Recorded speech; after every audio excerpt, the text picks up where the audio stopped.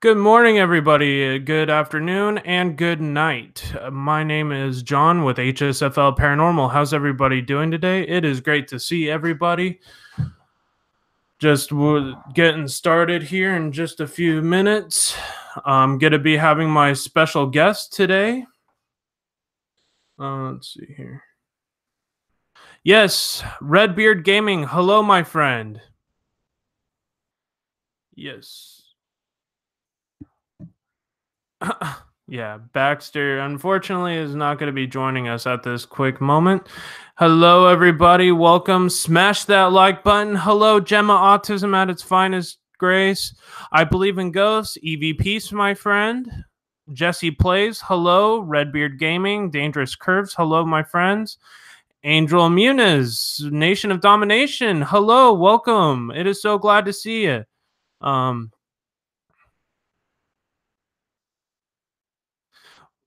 Oh, it's going. It's going good. It's good to see you, Redbeard Gaming, China Empire. Welcome, Farmer Austin. Hello, my friend. Herman the Great. Hello. How are you this morning? I just wanted to make that special announcement this morning that I am going to be having a special guest, and that special guest is going to be Brian's Paranormal. And actually, I'm going to be also bringing up his wife, JoJo Walker, Unplugged, hashtag Nation of Domination. So this is going to be an action-packed, history-filled. Is everything going all right with you, Herman the Great? With your dog and everything? My hopes and prayers have been with you. Yes, happy Saturday, Marianne. It is great to see you, Rock G. Trying to see everybody else here. Smash that like button if you haven't already. Yes, support everybody here. Wow, wow, I've got 20 likes already so far. This is awesome. It is great to see everybody.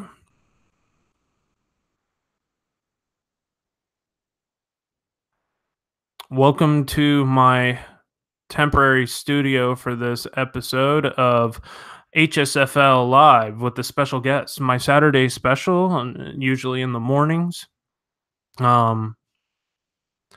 You can see a full list of commands for the mods here, and it's !commands, and it'll bring you to my Nightbot page where you can see all the commands and post them below for my social media and all the other information. It is so great to see. Let's see here. It is so great to see 19 people watching. Thank you so much for joining. It does really make me happy to see this channel keep growing and growing. It is so great to see my friends with Nation of Domination. Let's see here. No, that's the wrong one. I'm trying to read the chat here. Irish Whiskey, Paranormal Mama. Hello, my friends. It is so great to see you. 20 people watching. That is just so incredible. Good Time Outdoors. Hello, my friend. Welcome. I'm so glad to hear that, Angel Muniz, Nation of Domination. I'm sorry you were in that car accident the other day. That must have been really rough. And I was glad to speak with you on Cab 7s for the short time that we got to speak. Yeah, I know. I'm glad to hear that you're doing better, Angel. Joyce Stewart, hello, my friend. Welcome to the channel. If you haven't already, smash that like button. Help support the channel. If you haven't subscribed to me yet and you would like to see more of my content, hit that bell notification. Okay, no problem, Herman. It was great to see you. Thanks for showing up. Alrighty. I really do appreciate you coming by and saying hello. And let's see here. Sheer Productions. Wow, what an honor. Hello, my friend. How are you doing? It's great to see you. Yes, you made it. I am so glad. Wow, 23 people watching. Thank you so much. I see 23 people watching and only 22 thumbs up. Smash that like button, everybody. Hey, Jenny Merseth, welcome.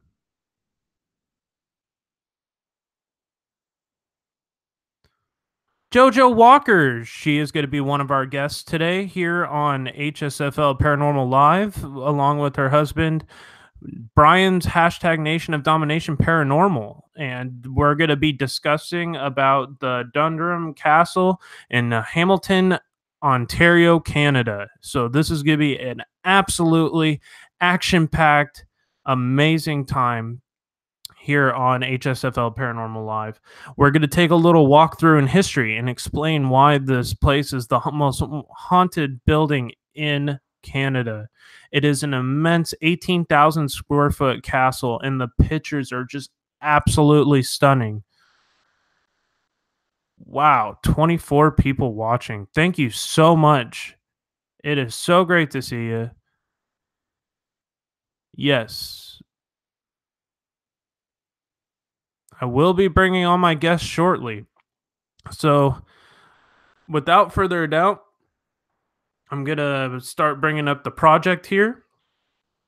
And the project's going to be discussing about the location of this really crazy haunted castle in Ontario, Canada. And I will be doing a little walkthrough in history. So I want to give a warm welcome to Brian's Paranormal and JoJo's JoJo Walker Unplugged hashtag Nation of Domination. They are going to be my guests today on the show. Oh, cool. You live in the UK too? It's so great to see all these UK fams. Like, that is so awesome. Oh, you have a haunted pub in your area, Gemma Autism? That is so cool.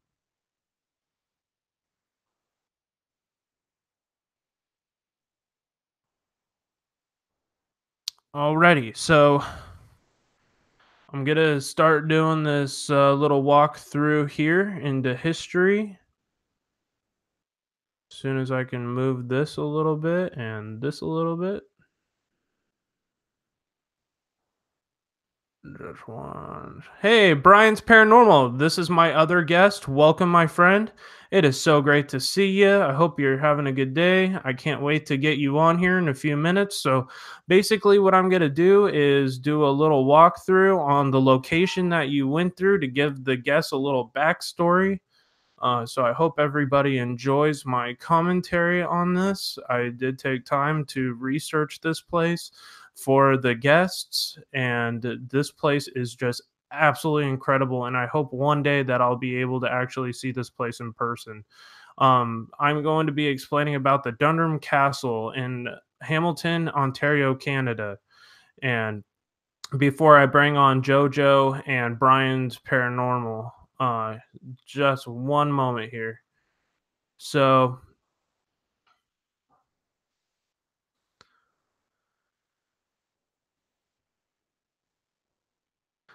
yes, so I am screen sharing at this current moment.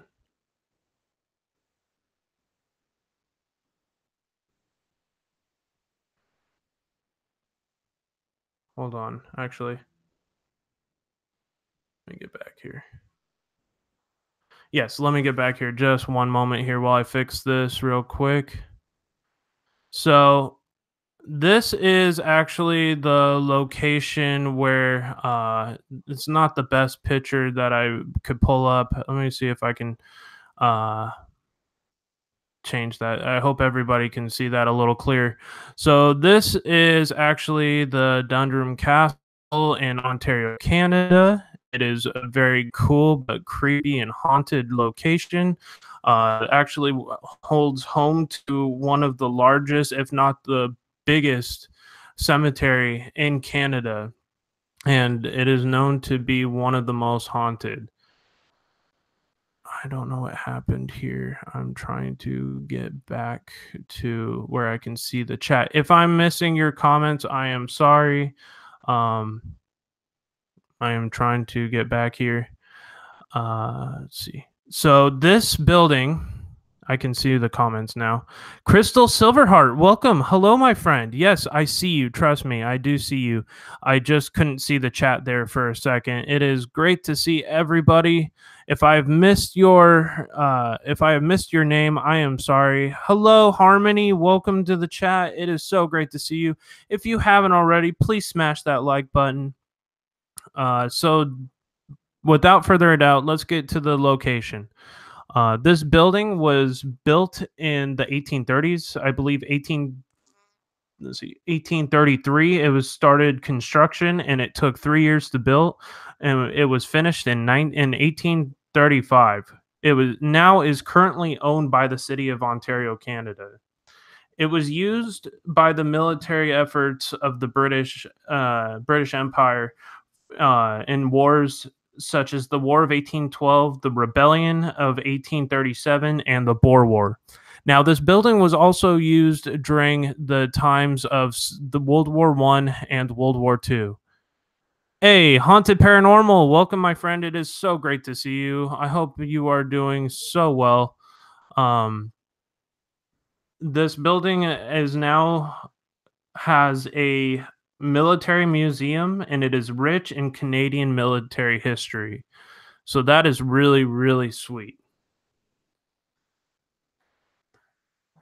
One of the main reasons the building is haunted to this day is because 8 men were executed during the times of 1812 to 1814 for committing treason against the King of England. And they were actually hung on this property. Now, where they were hung on this property is still unknown. And sorry, I'm trying to get back so I can flip through the pictures again. So I'm back to me for a second while I figure this out.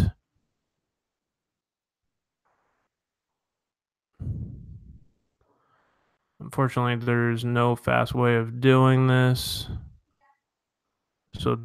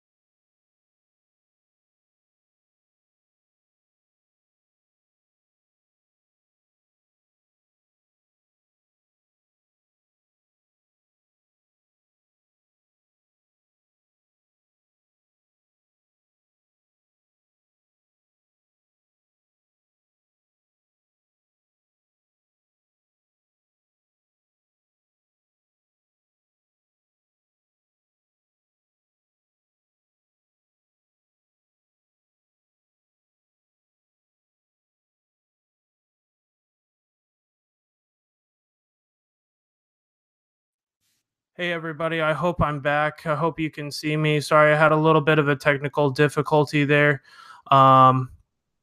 Yes, I am sorry if things went haywire. Hopefully you can see me. Yeah, it froze the screen for a second here. Hopefully it comes back. It says I'm live right now.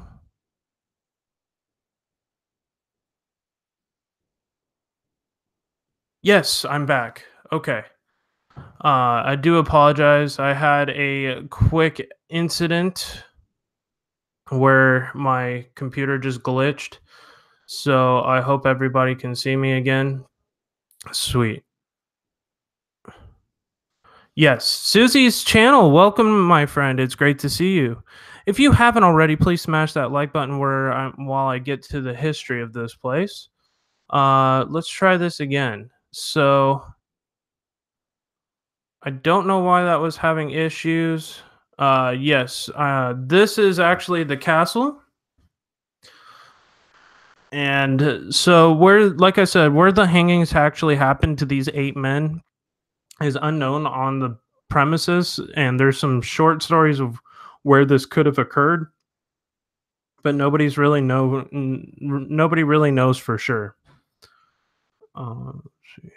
The land became the oldest city-run burial ground, and it still is. Accounts of creepy dolls moving from one part of the castle to the other without assistance has occurred. The voices of Lady McNabb singing from the sick room where she died on the second floor have also been heard, and many accounts of ghostly figures appearing on wedding photos and at this location. And she is also known to haunt the property, and her name is Sophia McNabb. So this home was owned at one time by Prime Minister Sir Alan McNabb, and he was knighted by King. I forgot now. Shoot, I should have wrote this down. I thought I had it down. He was knighted by the King of England in 1837. He served as the leader of Upper Canada at this time, which is now known as Ontario.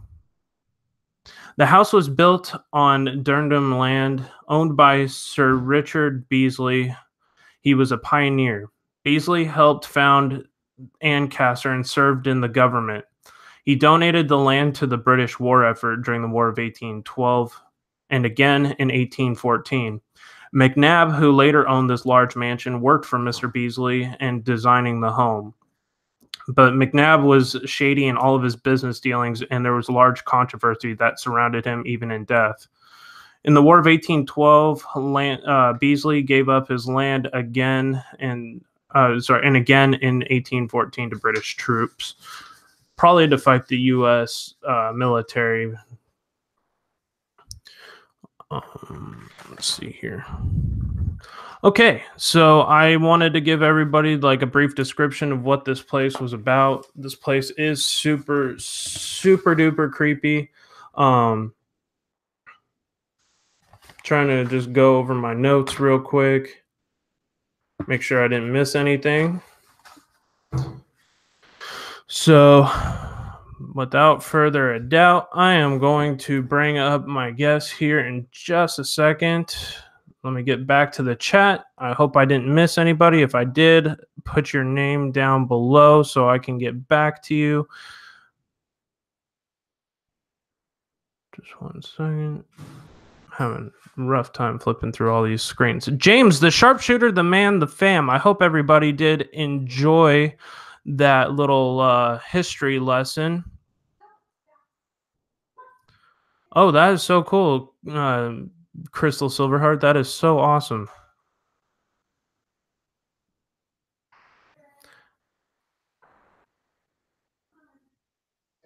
Hey, Chad, welcome to the chat. It is so great to see you, my friend. Hello and welcome.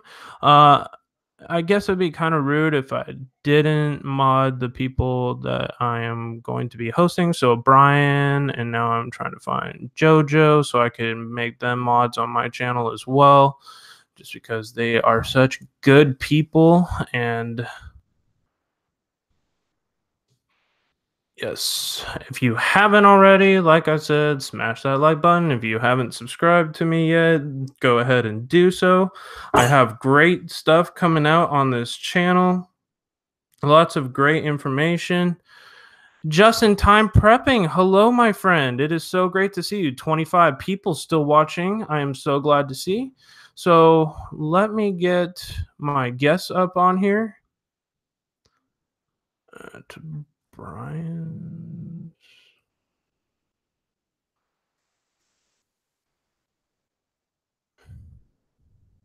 Brian, if you could send me your email address for your Google Hangouts, and same with you, JoJo, so I can bring you on. Trying to see here.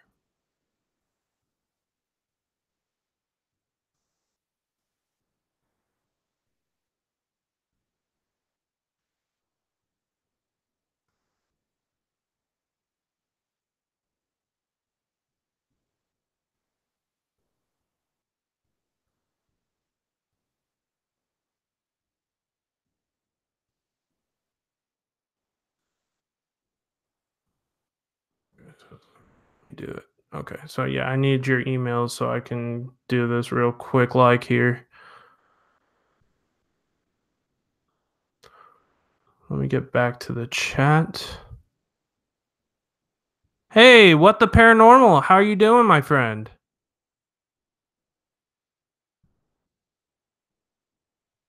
$26 people watching. Holy smokes. Thank you so much, Emma. I really do appreciate that.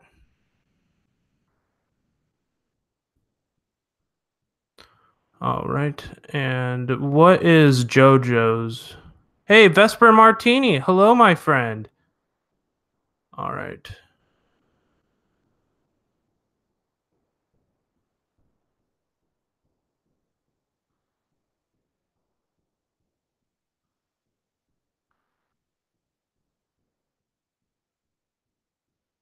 Something happened here.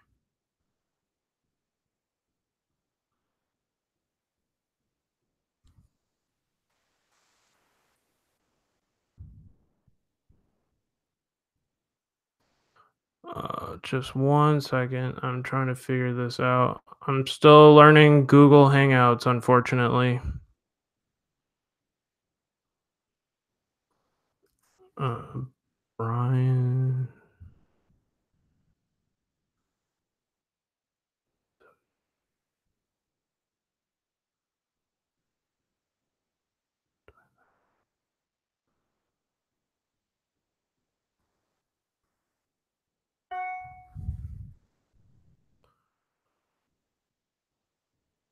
Hey, Spiritual Journey. Thank you so much for the subscription. That's awesome. Thank you so much. I really, really do appreciate it.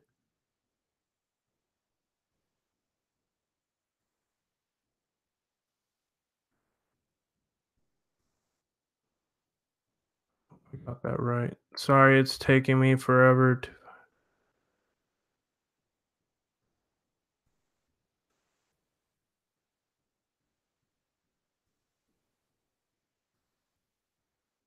Got that one.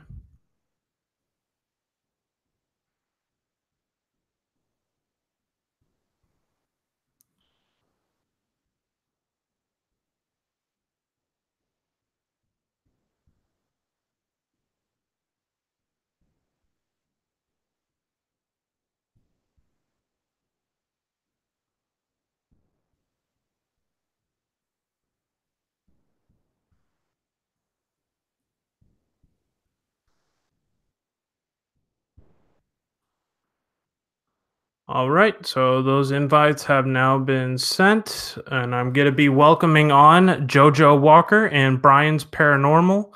I want to tell everybody to give them a warm, warm welcome. Hey, Kenneth, the Kentucky fam, welcome to my channel. Thank you so much for joining. Country Girls Go Hunting. Hello, my friend. It is so great to see you. Hey man, how's it going? Hey, Brian's Paranormal. How you doing, man? Great. How are you? I'm doing well. Just waiting for JoJo. Oh, there you are. Hey, how you doing, JoJo?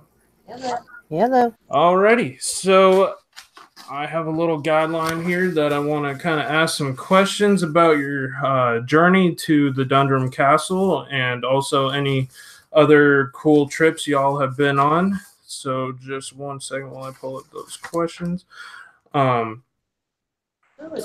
so Oh, quiz. I want to hear from your account. What did y'all experience there? Well, you want to start or me? You can start if you want to start. Well, as soon as we stepped foot on the property, it was calm, like really calm, and we were all setting up, and I was taking my camera around and panning like the back half of the stables, and I had said in the video, like I haven't uploaded mine yet, but I hear me say these are the old stables, and as I go to pan towards Brian, all you hear directly into my camera is a man go Wow. right into my camera, clear as day. And Gee. so I didn't hear that until I played it back. Wow. Once we got to the stables and we were talking about the history of the actual land itself and the building, my camera kept going so blurry. Every time we thought we saw something or heard something, my camera would go blurry if it was pointed in that direction.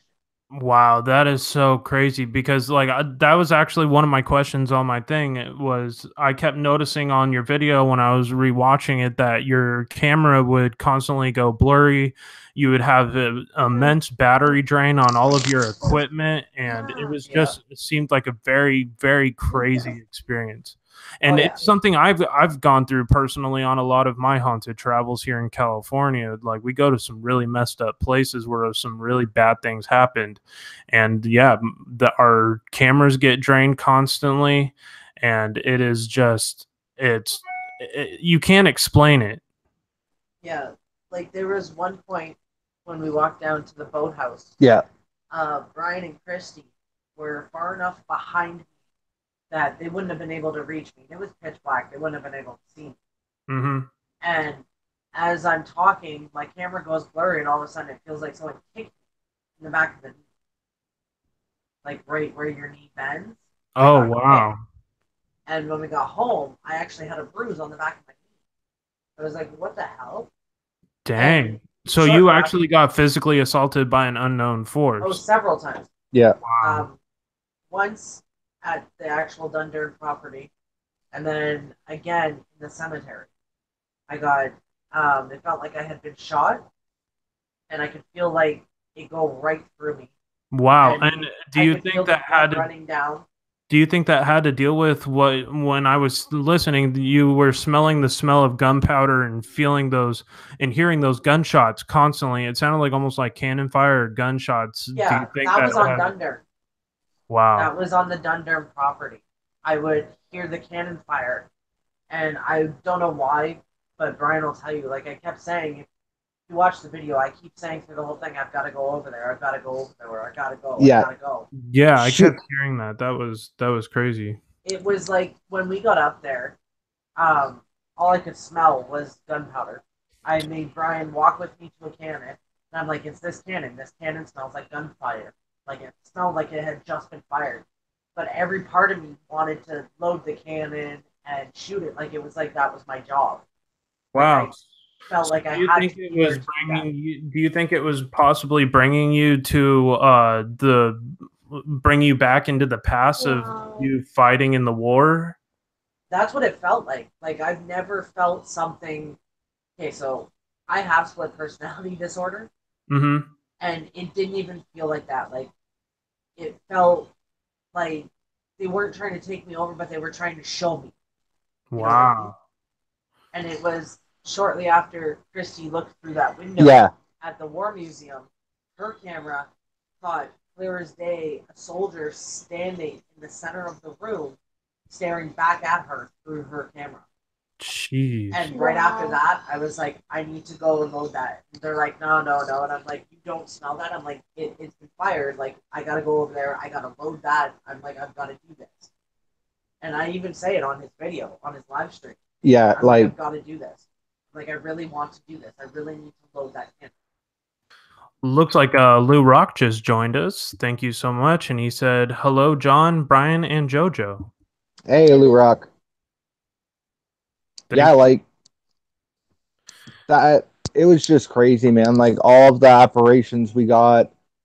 We actually seen the lady that haunts the place in a couple of the windows. So do you? Sorry, my dogs are going off. I apologize about that. Do you think that was probably the lady? Her name was Sophia McNabb. She was the owner, and I'll show you a picture and see if this.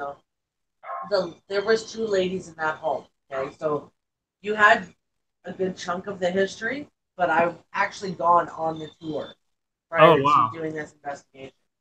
So there's Lady McNabb, but her sister also lived in the home. Her sister was a widow, and she had the upstairs tower closest to where if you watch the video, closest to where we were standing by the boathouse. Mm-hmm. The first tower of the castle at the very top was her sister's room. Oh, wow. Yeah, she could never have kids, so she was there and helped raise the kids and helped take care of her sister as she was dying. That was her. That was the wife. That picture is her right here. That's what she looked like? Yeah. Yeah. So but there was the wife and the sister. okay. I didn't when I was reading the article, I didn't see much as I didn't see anything on her on the sister, but I definitely read into she had died in the castle. I believe she was really ill towards the end there. Yeah, I can't remember what it was that she had, but it was one of the fevers that was going around in the 1800s, and that's what she died from.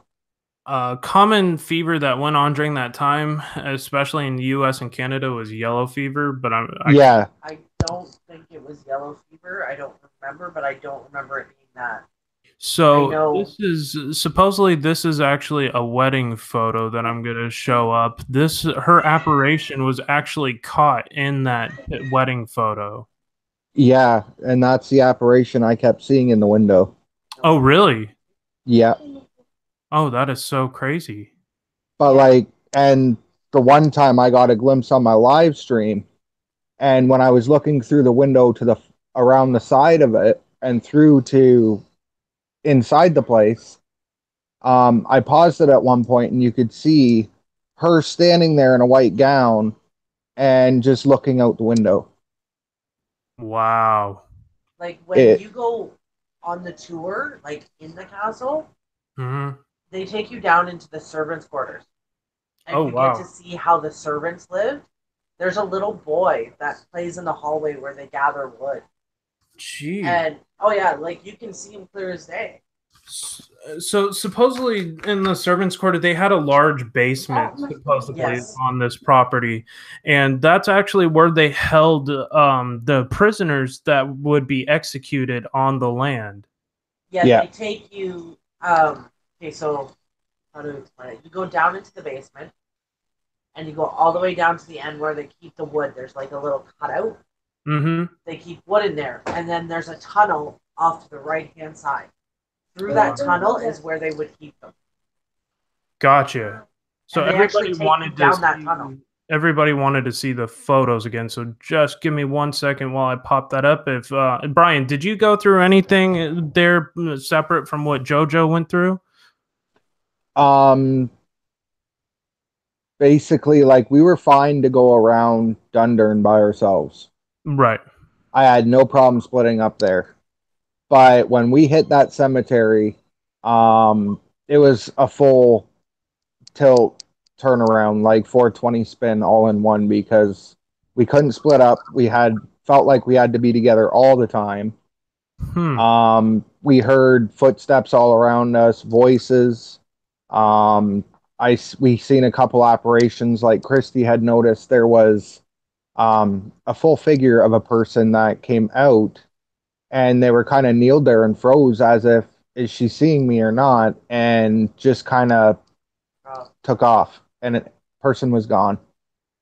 Wow. Now, did you, and you also said there has been seeings of like the 8 people who were executed, and they try to chase you, and they have their heads decapitated? Yes. Yeah. So those people, there was people that was hung on that property, but what you didn't mention is there was people that were beheaded on that property as well. Wow. And during the wartime, they stuck their heads on pikes in the front yard. Oh, geez. I did not know that. That's horrific. Yeah. Yeah. But especially down by the boathouse. Okay, so that boathouse, we couldn't take you guys all the way down because it was too dark to get down to the actual water. But the waterway, before anything was on the property, it was a trade. Like, it was access for trading. Oh, hang on a second. No problem. So Brian, where was this lake in the general vicinity to the property? If you were facing the front of it, you go to the right and walk around, and there were stairs at the back that led down to the actual lake. Wow. And yeah, the lake house or whatever it was would have been right there. Yeah, where the lake, like the boathouse when you see it on the video, you'll see like a set of stairs off to the right hand side of it. If you take those stairs, it goes right down to the lake. That lake actually goes out into the Great Lakes. Wow. Wow. That must have been That's pretty incredible. So, you also had somebody else with you on this travel, and I'm not super aware with who that was. If you could give me their YouTube, do they have a YouTube page as well? Yeah, it's Christy C. She's on Takeover Tuesday quite a bit, and that's Christy C. Yeah, she's JoJo's cousin. Well, JoJo's cousin. Okay, cool. Just let her know that I just found her and I subscribed to her channel as well. So, yeah. Melissa Faith, hello, my friend. It is so great to see you. Welcome. See if I missed anybody. Panic D, our Haunted Travels, hello. It is so good to see you as well. Wonder Pup Adventures, hello. I think what was... Hold on. This is a pretty action-packed, almost 30 people watching right now. That is so awesome. I think what threw the most is like our reader through the whole time would pick up like words, but it was only picking up one word at a time, enough that you could tell that there wasn't enough energy for them to actually complete the full sentence.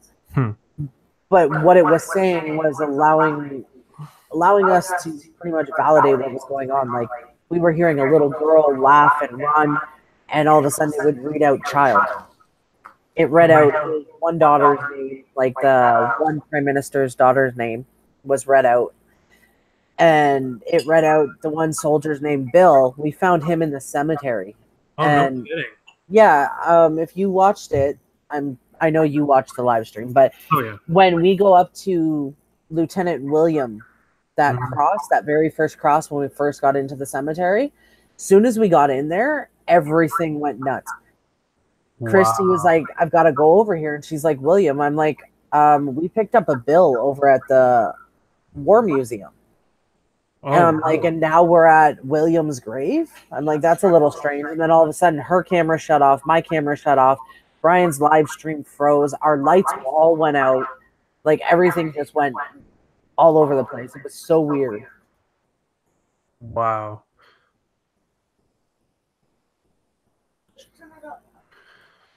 Was this one of the craziest places you have ever been to, or is there ones higher on your list that have been worse than this location? I've been to worse, but I don't know about Brian. Like, even some of the places we've actually lived in were worse than where we were. Oh, wow. Yeah. We had an apartment the one time, and there was something in there, and it wasn't good. I was pregnant with Falcon at the time. I woke up, it was about 2 o'clock in the morning. I woke up and there was something sitting on a bag by our closet, and it looked like a hooded figure. It had red beady eyes. It was really weird. And I was kind of frozen. Like, I'm like 7 months pregnant, and I'm like, okay, am I hallucinating or like what's going on here? So I'm waking up Brian, and he's telling me to leave him alone, that he's sleeping. I'm like, no, you got to see this. And he sits up. I'm like, you see this, right?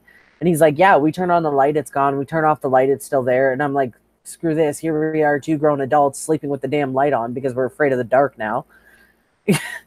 We came home that same night.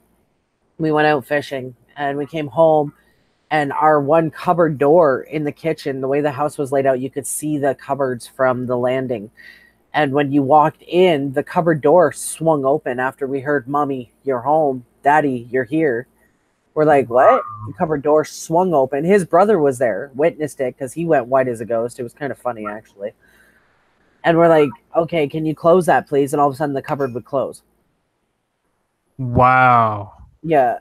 So anybody who doesn't know, this place that I'm living at right now is haunted. Like, the mobile home where I live in had some really bad stuff happen within the last 20, 30 years. The neighbors, actually, I'm staring at their house through this window. There was a murder-suicide right next door, and I often hear their pain and anguish. The husband was really abusive, and he was misogynistic, and he cheated a lot on her, and she finally got fed up with him and took a shotgun and did her thing and then killed herself. And then the lady who lived in this house was a paranoid schizophrenic, and she had a heart attack. Her son had died a few years before, and she died suddenly of a heart attack, and they didn't find her for almost 8 days inside of this house. Inside the house you're in? Mm-hmm. Inside this house. Wow. And so I have actually gotten touched by her, supposedly from a medium friend of mine that I had been talking to. She thinks I'm her son, and she has run her cold, dead fingers through my scalp on live stream. And yeah, it was very chilling. It felt like literally somebody ran her cold hands across my hair. And she has gotten mad at me for certain things. I cannot understand why, but she actually, I believe she was either the one or one of the other people who come into my house when I do my spirit box session. I actually got scratched the other day, and that was the first time I actually got like physically assaulted by something I did not understand inside of my home. Yeah, I don't know if it's visible as much anymore, but if anybody can see my arm here, you can see that scratch right there on my arm. I can't really see that. I don't know if anybody can see. I think there's just too much light. Yeah, I think there is. Let me see here if I dim this out a little bit. On my arm right there, like it's that line going down, like somebody had actually scratched. Oh, yeah, crazy. Wow. Where your sleeves rolled. Yeah, right where my sleeves rolled. Somebody had actually scratched me when I was doing my spirit box session. Like, I watched it appear. Like, I was That's messed up. Okay, something's up. I have my TV turn on late at night by itself, the washing machine. Crazy stuff happens. Like, I mean, I've been attacked. Like, my sister witnessed me flying across her living room. It literally grabbed me by the seat of my pants and my shirt. It threw me. I went to brace myself because I thought I was going to hit her coffee table, right? And my body shifted away from the coffee table. She had carpet laid over concrete for her floor. No padding under it. So when it shifted my body, it slammed me face down onto her floor. I hit the concrete floor so bad, like it hit so hard that it split her door and then dragged me face first into her kitchen. Wow. Yeah, she watched the whole thing. So and I was like, you couldn't have freaking helped. I recently went on this crazy investigation about 3 weeks ago to this place. My paranormal team, and if somebody could, I'll put it in here. POTU is my paranormal team. It's Presence of the Unknown. Nightbot will set it up with the link. If you could go subscribe to that channel, I am a partner in that channel, and I do all the artwork and design for it. And we went to this house called what we dubbed the Santa Maria Murder House, and it's on the central coast of California here. I have that channel. Not one person on our team didn't get scratched, didn't get touched, didn't get grabbed. The homeowner got possessed on camera. We had video footage from the night cameras of the door slamming by itself. Like, this place was messed up, and we found out 7 people had been murdered in that house in a 40-year period. It was used for human trafficking and sex slavery by the Mexican drug cartels. Like, there was a lot of dark, demonic type, satanistic type stuff that happened in that house. And there's this evil spirit that lives in the cellar. And we don't have cellars here in California. They just don't exist. But this place had one. And it was messed up. They actually found a body when they first moved into the house through the home inspection right next to the cellar in the crawl space. What? Yeah, and he had actually been poisoned when they did the test on what the leftover tissue was, because he was pretty much skin, it's pretty much bones at that time, but they did get some DNA samples, and he had found out that they had poisoned him with arsenic. And it was crazy, and like they actually found the poison down there too. Oh wow. And we kept getting this name, Carlos. And then we would get Class A EVPs of it, like a woman saying, "Hi." And she appeared in the window. Like, it was an absolutely crazy place. That's insane. Yeah. I know that we want to go visit. Obviously, I think you've heard we want to go and visit like Ghost Mafia and do some investigations. At some point, hopefully soon, we want to go and see. Do you know Doug Paulson and Kelly Paulson? Or other YouTubers? Yeah. He's been messaging me just weird occurrences going on. Actually, last night on his live stream, he messaged me this morning. He's like, "You need to watch the live stream from last night. Like, the camera moves on its own, like throughout his entire live stream. About an hour and 11 minutes in, all of a sudden his camera does like this full shift, and it's a webcam. He's not touching the thing. Kelly's all the way in the living room. Nobody's touching it, and all of a sudden it shifts. Like, and I mean, it's noticeable. And then slowly throughout, you see it slowly moving to the point where you, unless you're looking for it, you can't see it. And then about another, I think it's another hour and 38 minutes in, it does another big shift. And then he has to fix it again. And then about 2 hours in, it does another big shift. Like, it got really weird. Like, I was watching it just before we came on here, and he had asked Brian and I if we wanted to come and visit. And I said, well, can we do an investigation while we're there? Like, he was showing us pictures of when he cut his daughter's hair. She had been standing completely still, and something was facing her with its arm extended down, but yet her arms were both bent up. Wow. Yeah, it was really like after the show, I'll show you the picture. But it looks so freaking creepy. I'm like, that's weird. And he's like, yeah, things move. And I guess their home used to be an old stagecoach stop. And he said it's not that far from a cemetery, like a local cemetery. And I'm like, okay. So they've had, Kelly's posted photos and video on, I think, her Facebook of orbs flying around. They've heard voices, disembodied voices at that. Disembodied footsteps. They have the camera moving on a live stream. So I mean, their house is pretty active. Wow. Yes, the voice is in their laundry room when no one's around. Jeez. Like, I mean, I don't get that kind of paranormal activity here. Like, I've heard EVPs in my home of a woman like screaming in my ear late at night. I think it was the lady who died of the schizophrenia. I'm pretty sure her name was Janet, and she goes, "Hey, stop!"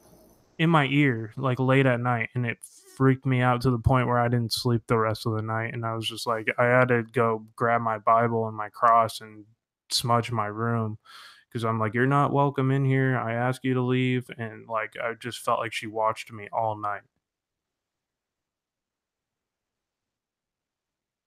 Oh. Did y'all mute yourselves?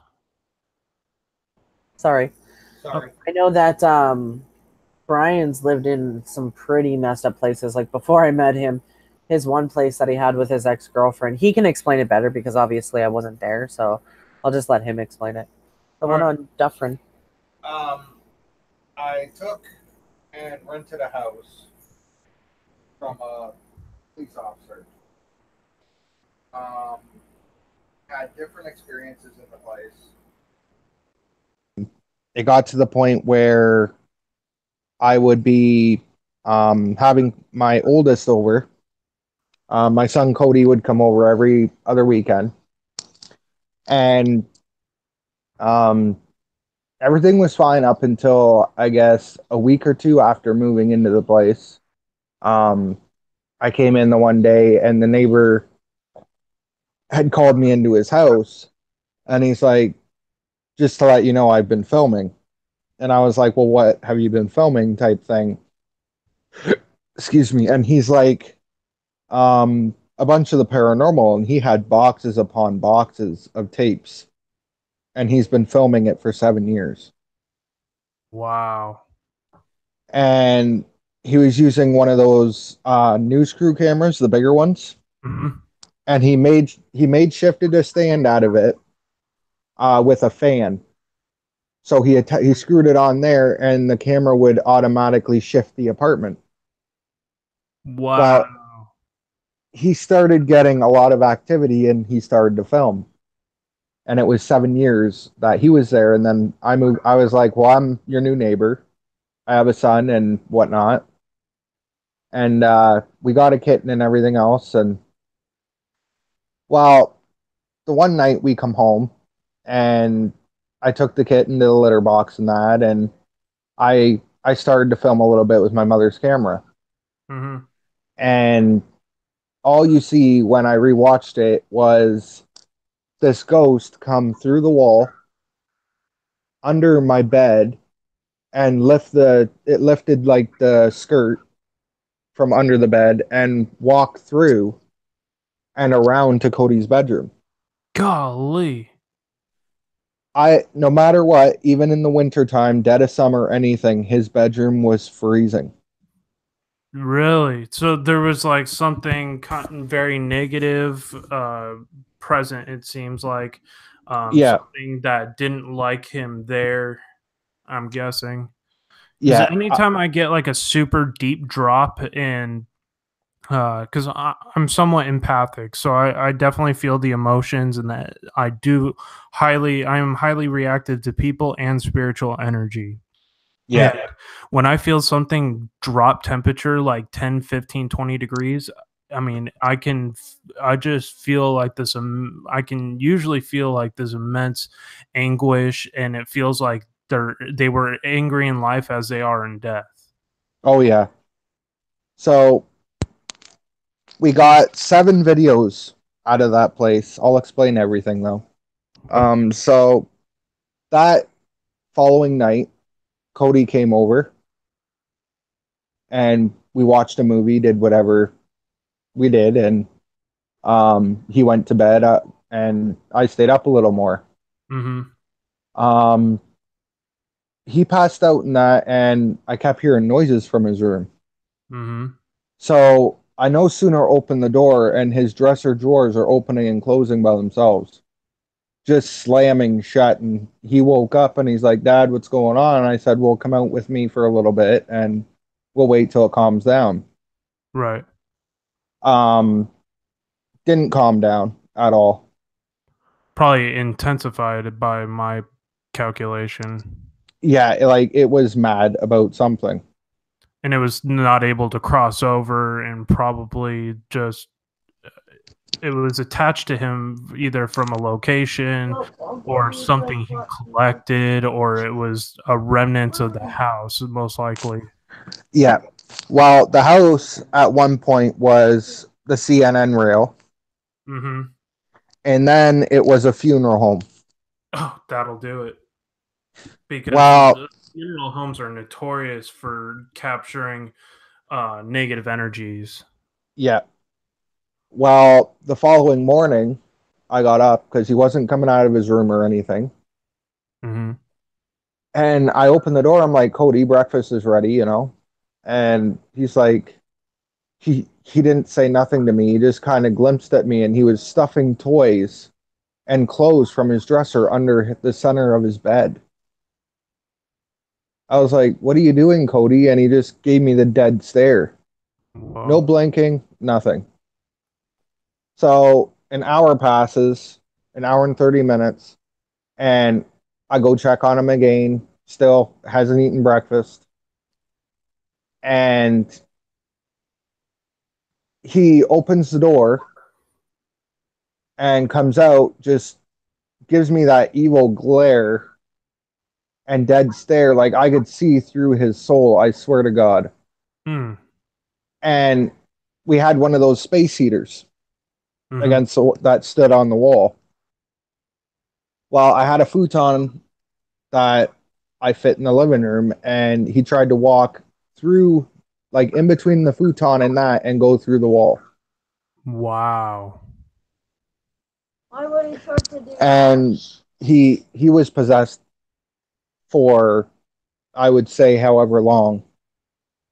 And when he hit the wall, he fell, started crying and screaming, and said, "Daddy, what's going on? Where am I?"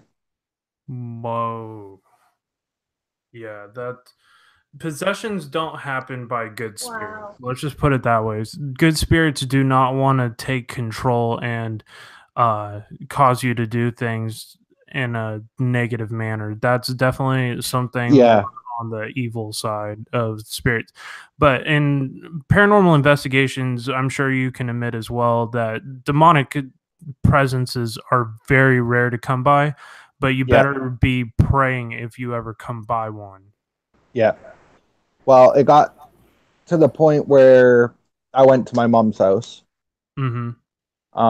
I would go and change out the video footage every day and rewatch.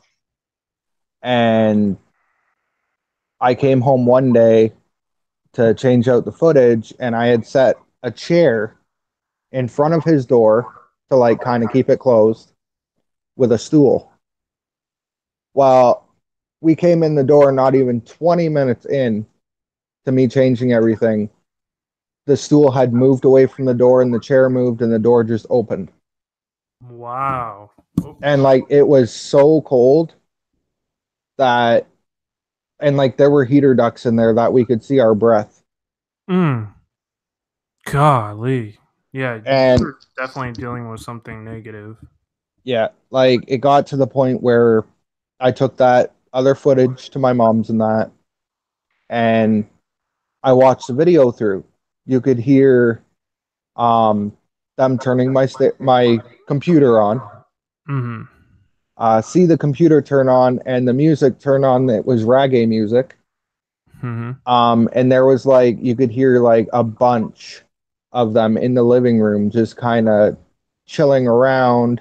And through the night there was like a light that would shine across the floor and that, and they'd be laughing about it and all this. And I didn't have any flashlights. Wow.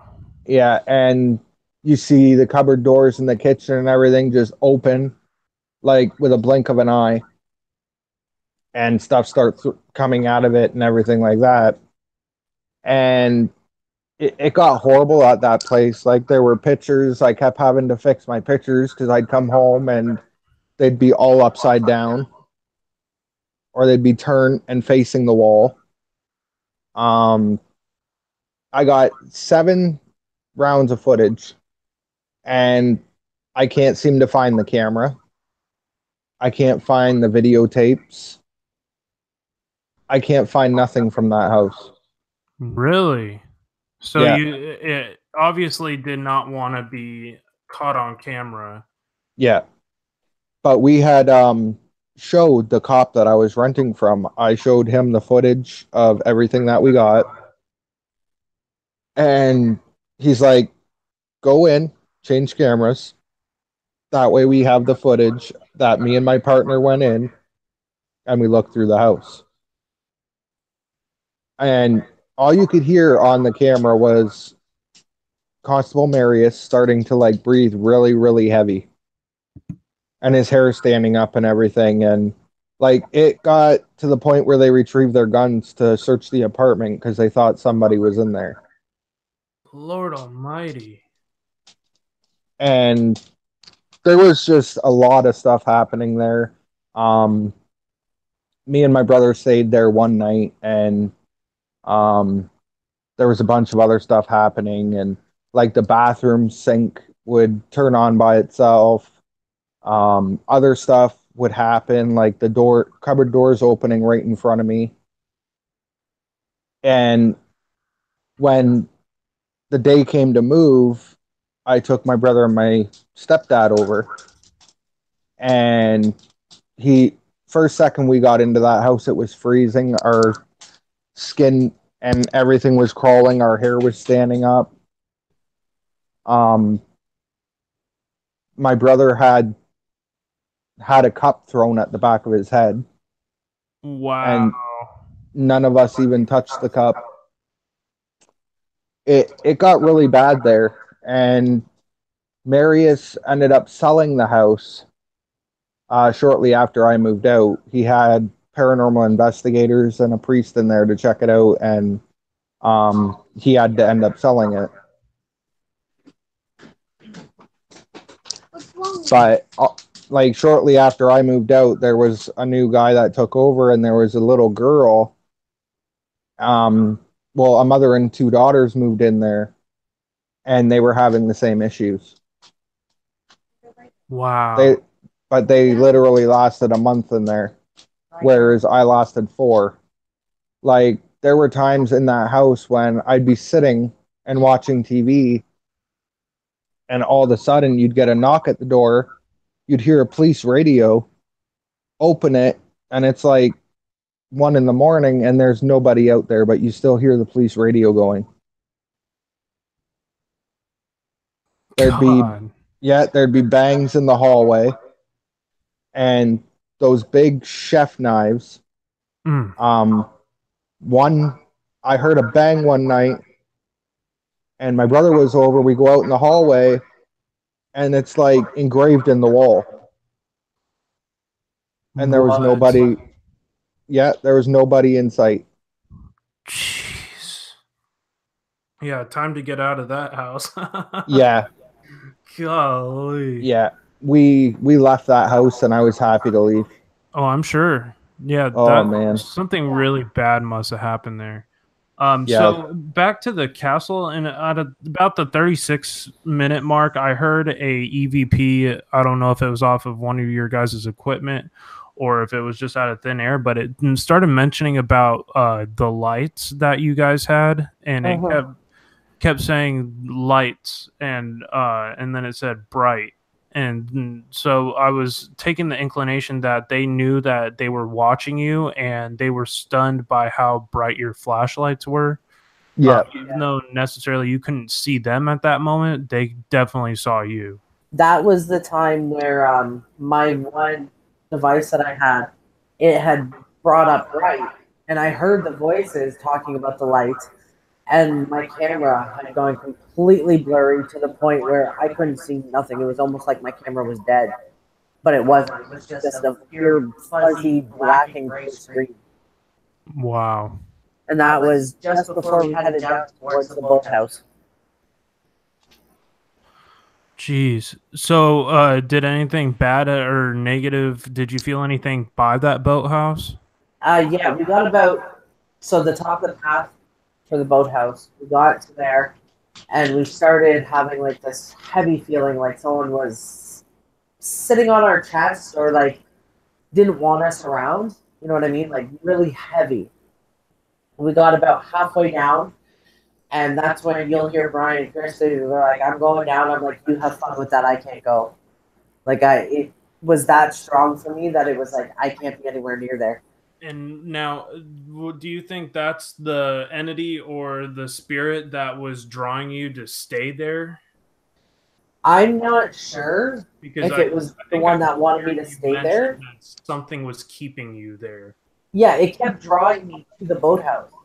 And once I got there, it was like I couldn't be there. You know what I mean? Mm-hmm.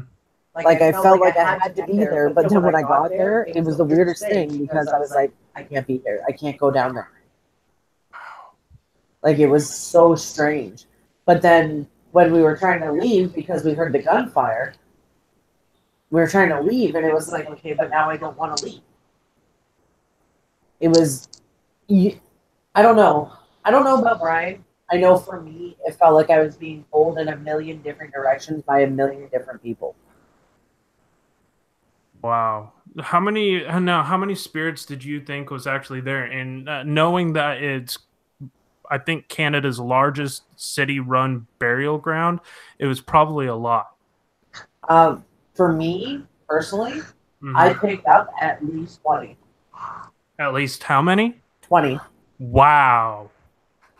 Yeah, that's something. Jeez. Like, the most I feel like, see, my house, like, when I start doing my spirit box sessions, the average number I get is in between usually 4 to 12 spirits in my house at any given time. And they start talking really, really loud.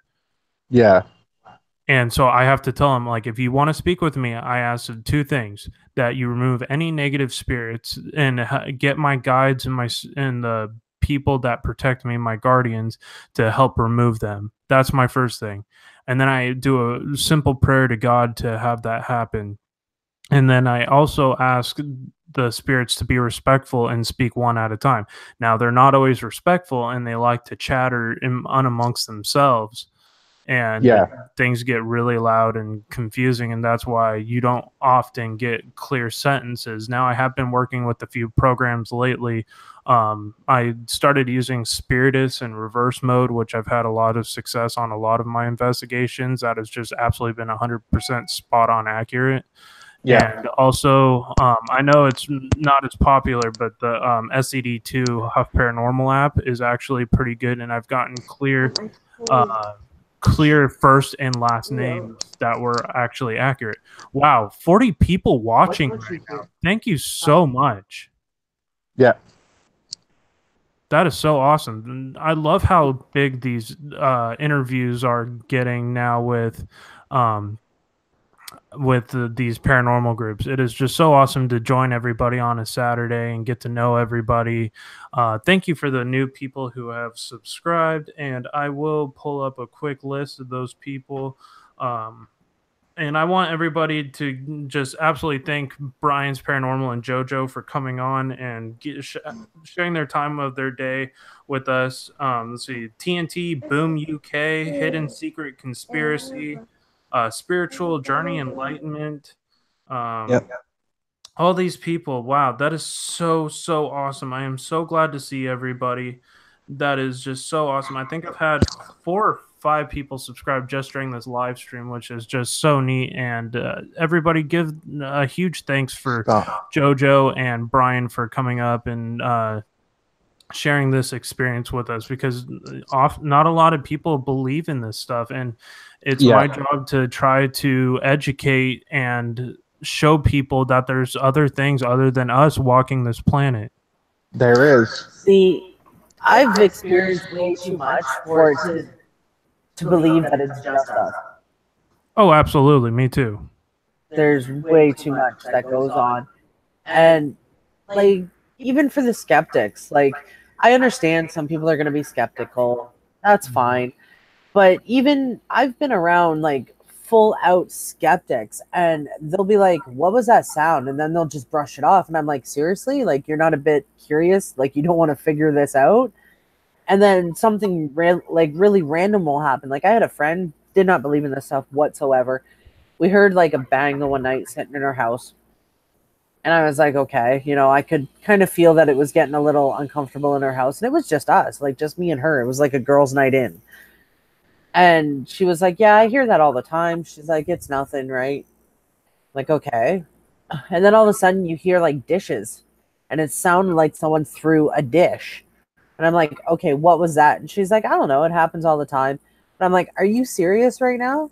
I'm like, you've got dishes flying around in your kitchen and you're just like, oh, it's okay. You know, it's nothing.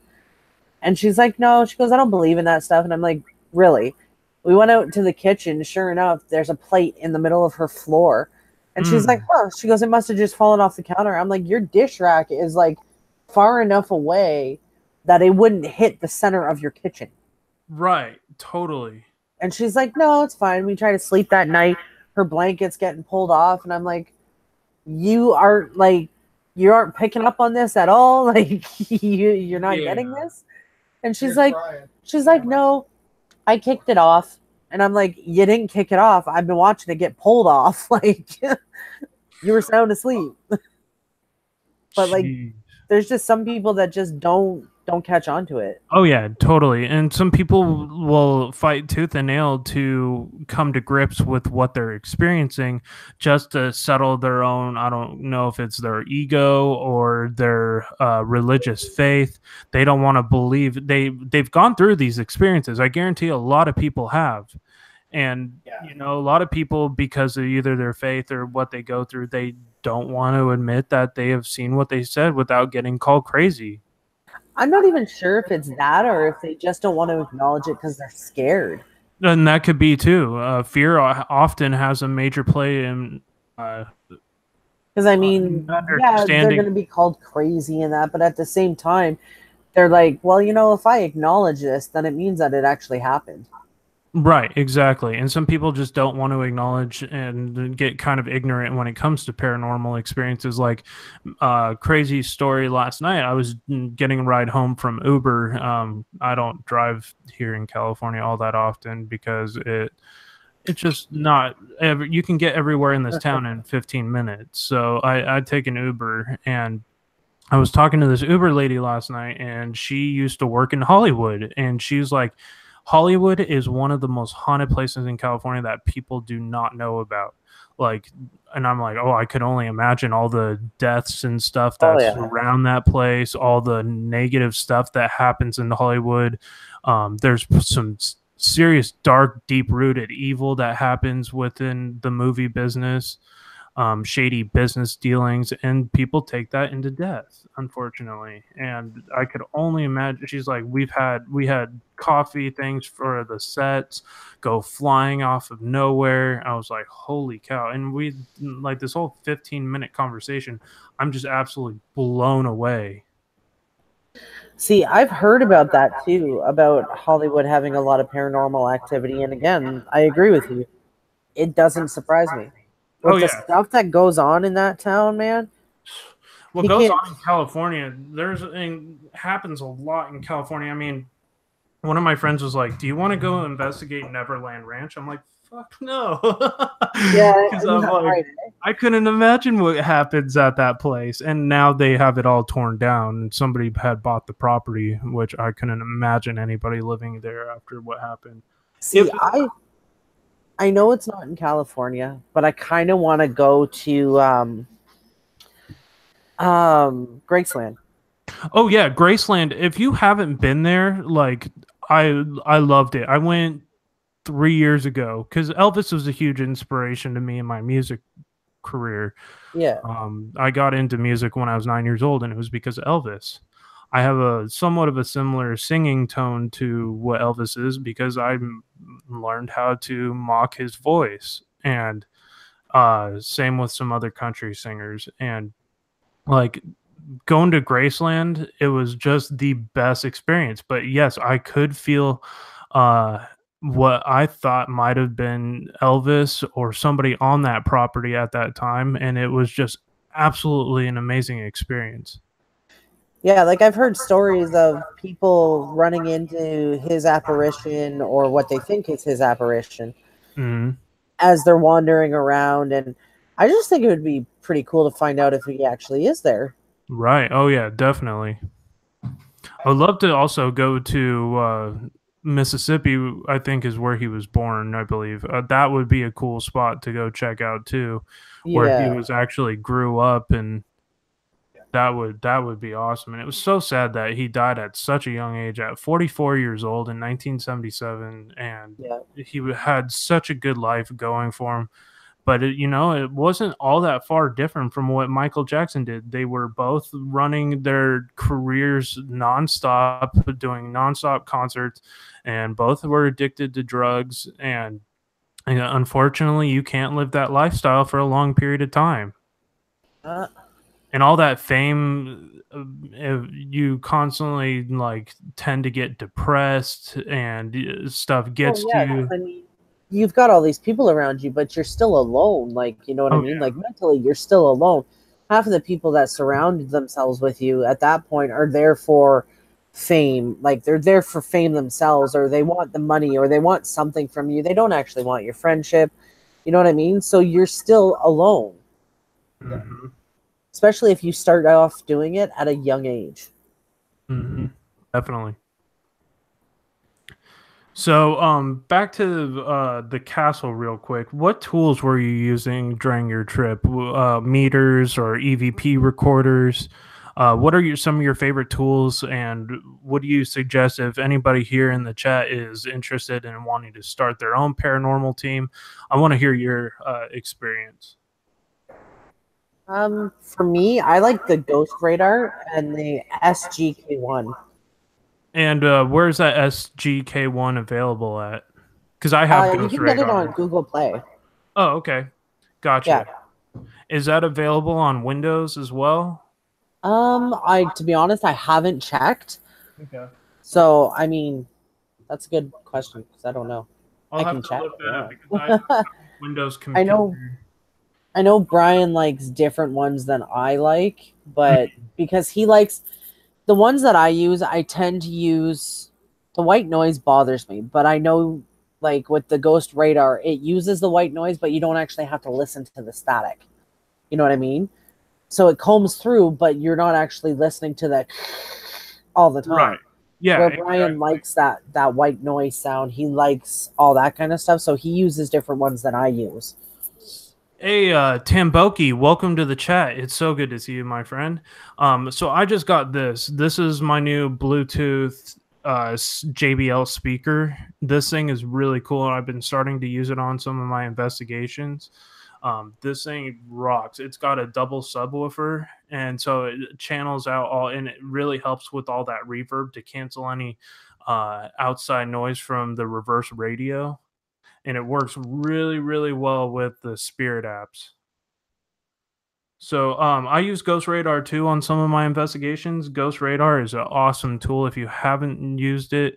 It is available on Windows because I have it, and it one day like I was sitting and I like went to test it, and my grandfather was staying over here. He came by and said hi, and he was gonna rest at this house before he was gonna do his stuff during the day. And I turned it on and it said Grandpa, like first thing off the bat. Like they knew he was here. Wow.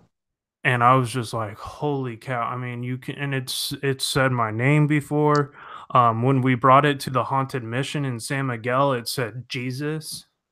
Wow. Isn't that the mission that they used in Truth or Dare? Yeah. Is it? Yeah, yeah, the Truth or Dare movie, that's where they did it. It was at San Miguel.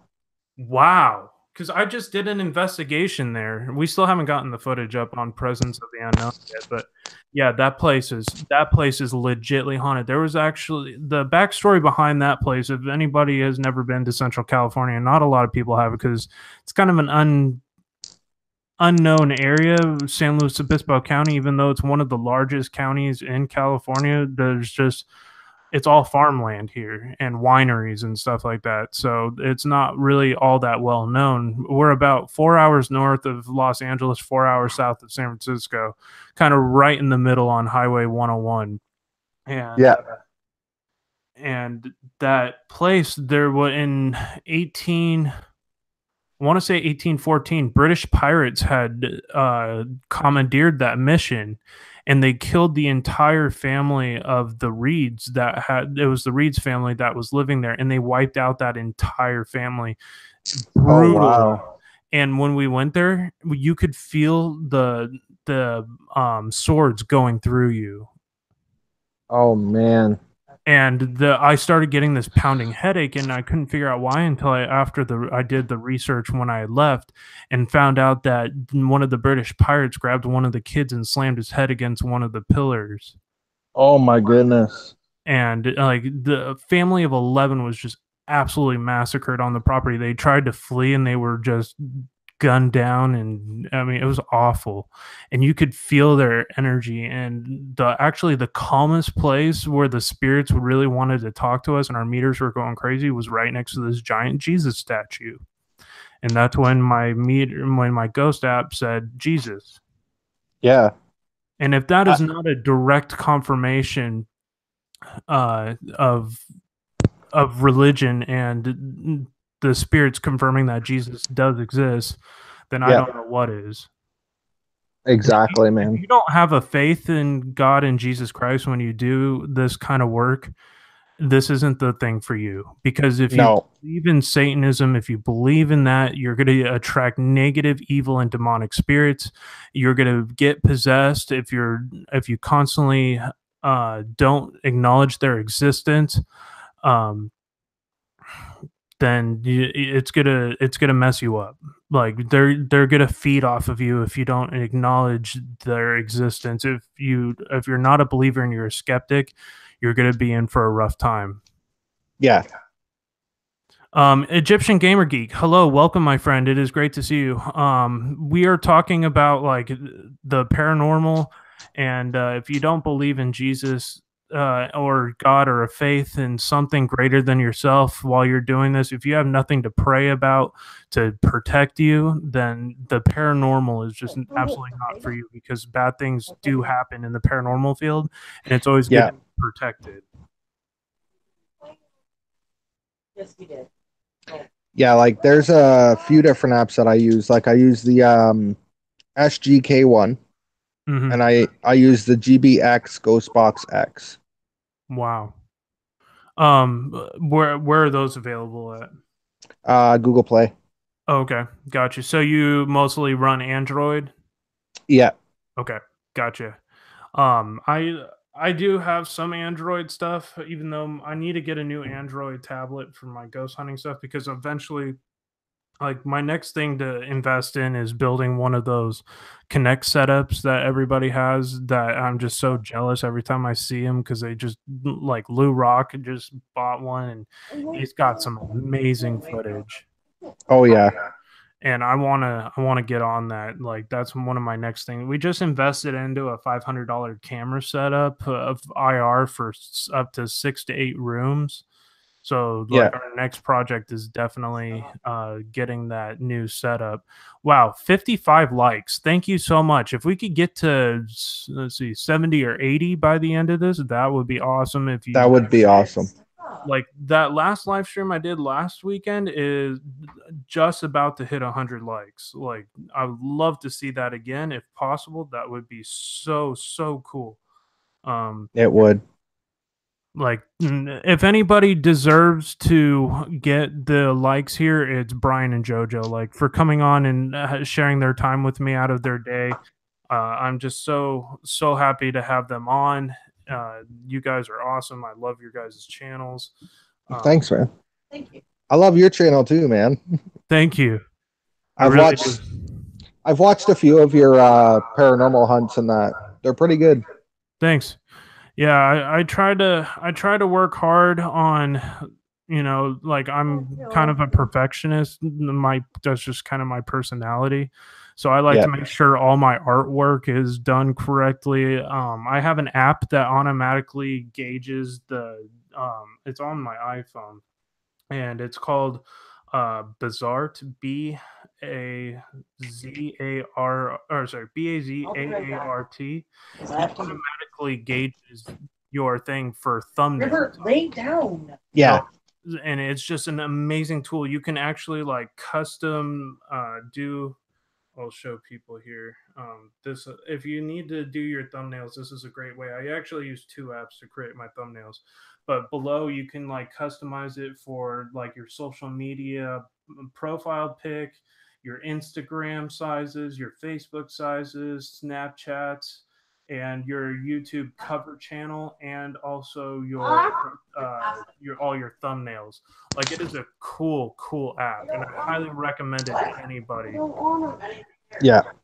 And that's what I do on my free time, is I do the cover art, and I showed you the one that I created for this video, and I've posted it on social media over the last few hours in the last day or so.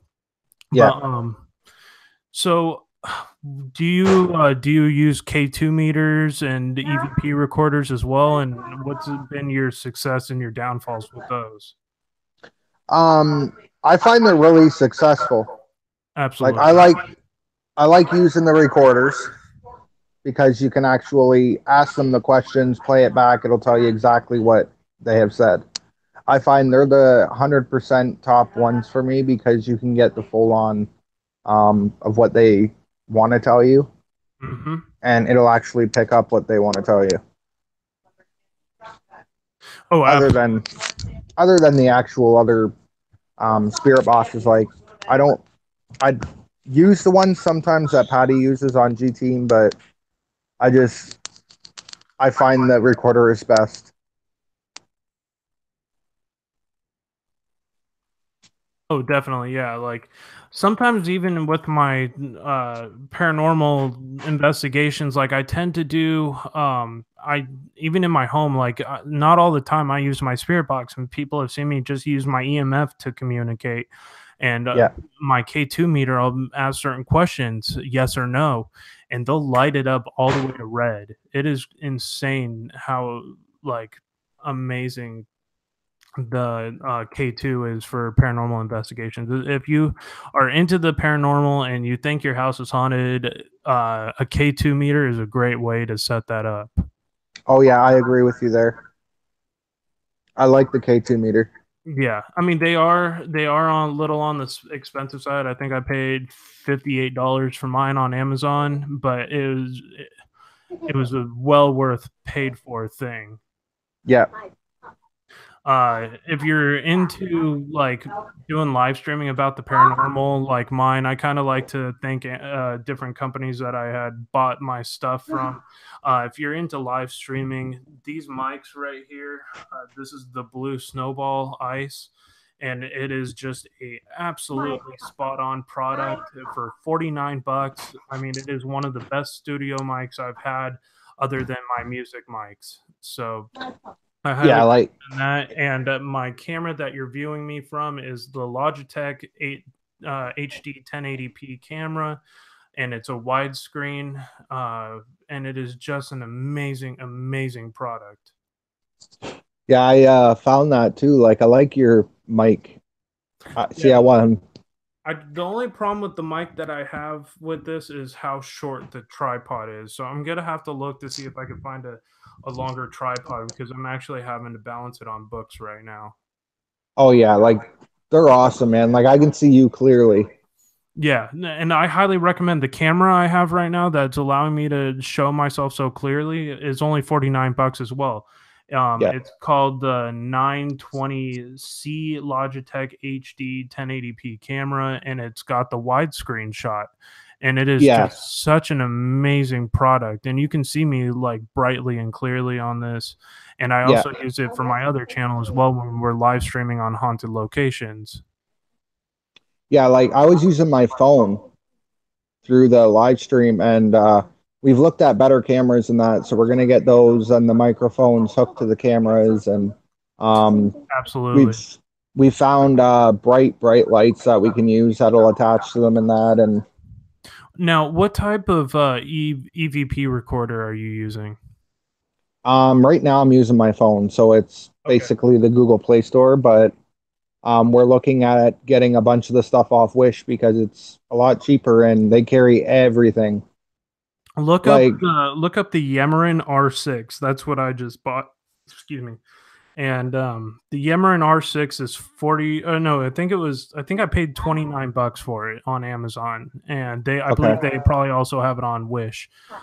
It's the Yamarin R6, and it's got a dual super sensitive mic with voice activated recording, and it is just an amazing product. We have had spirits tell us that they knew that we were filming them.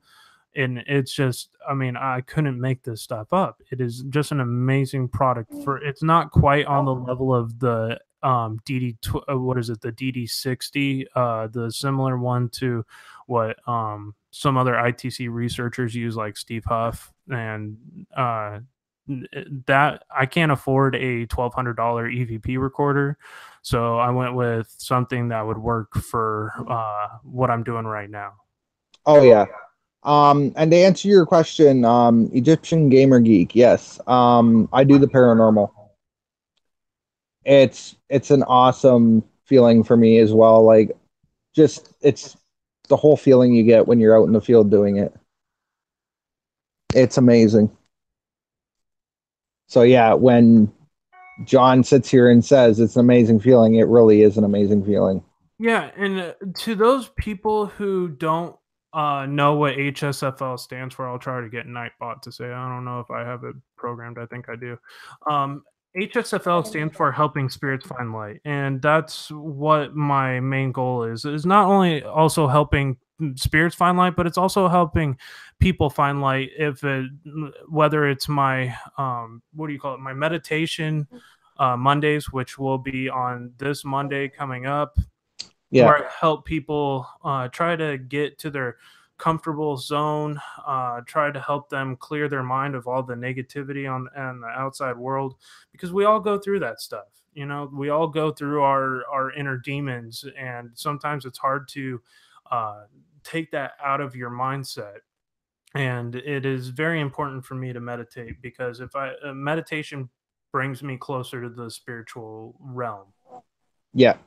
And it's such a great thing to get into. If you haven't already, like, getting into meditation will make your life all that much better. And I do also add a prayer stream to that for people who are in need.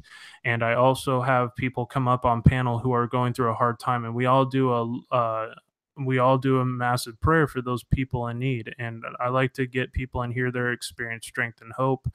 And that's like the goal of my channel, is not only to help you, but it's also to help the spirits and help everybody try to find in a faith greater than ourselves, because we put too much strain on ourselves already. Why have a faith in yourself when you can give up that power to something to make it just that much easier? Exactly. I agree with that, man. And I love the name you picked, man. Helping spirits find light. Mm-hmm. It's an amazing name. Yeah, I was messing around with names in the beginning because I wasn't sure what to call my paranormal group and like just my channel, because I never thought it would turn into this like vlog type stuff. I'm actually quite camera shy. Like, this is still like me getting out of my comfort zone trying to be on camera.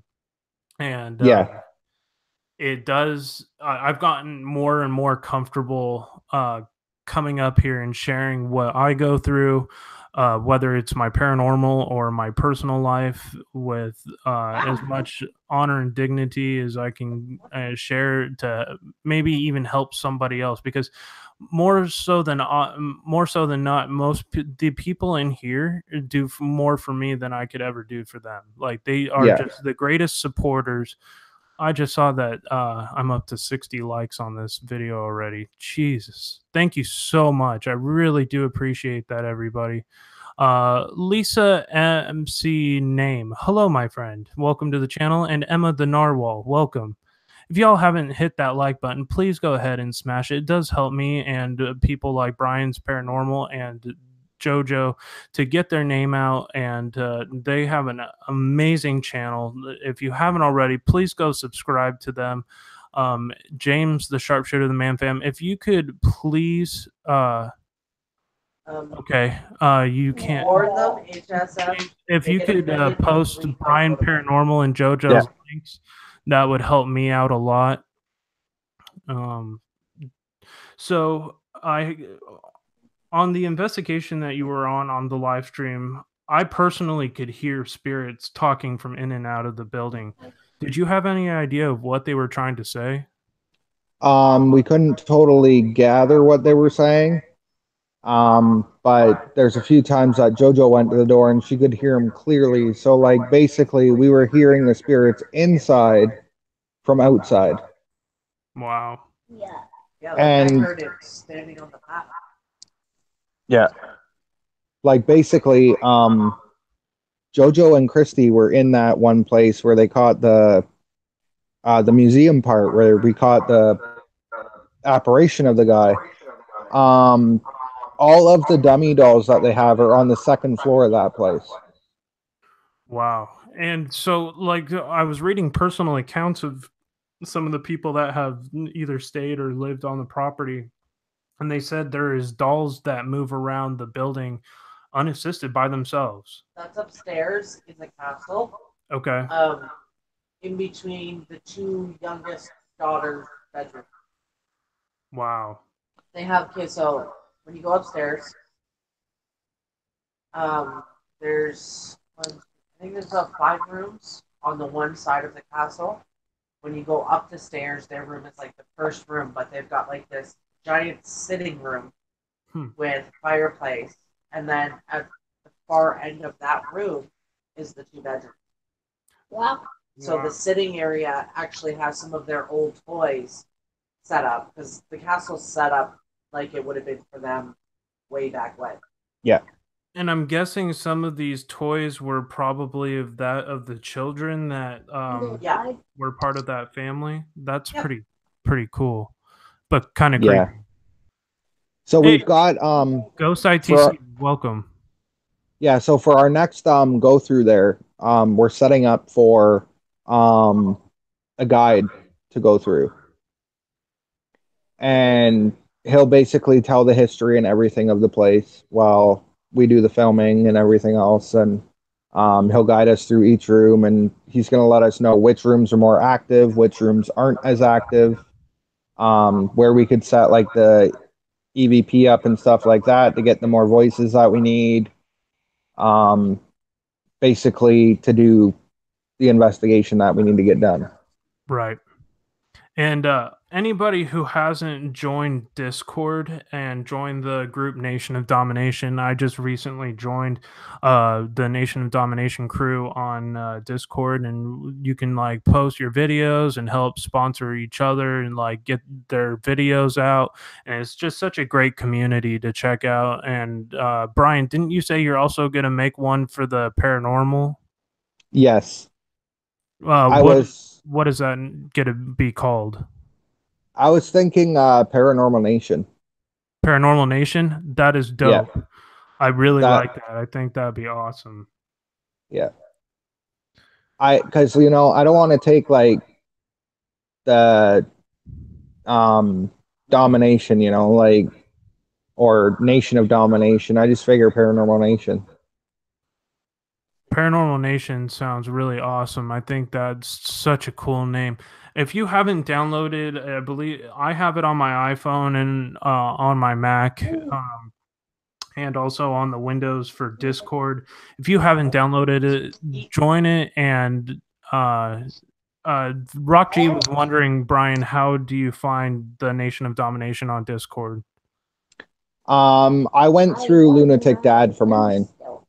Somehow I was able to join. I think I just typed it in, I believe. You can reach out to the Heart of Comedy. Yeah, Heart of Comedy. They've got the link for it as well. Okay, yeah. So anybody who doesn't know how to get on there, go to the channel Heart of Comedy. Join the Discord. Fortunately, well, let's see if I could pull up a link for... If you're in it already, John, you should be able to get the link for it and post it. Okay, so hold on just a second while I pull that information up so I can go grab that real quick. I'm going to mute this for a second. Okay. Just to take a puff of the vape that I got. So nice. Dude, I got the Snow Wolf, the new one. Ooh, pretty cool. Dude, that thing looks legit. See, I can't vape because it brings me to smoking again.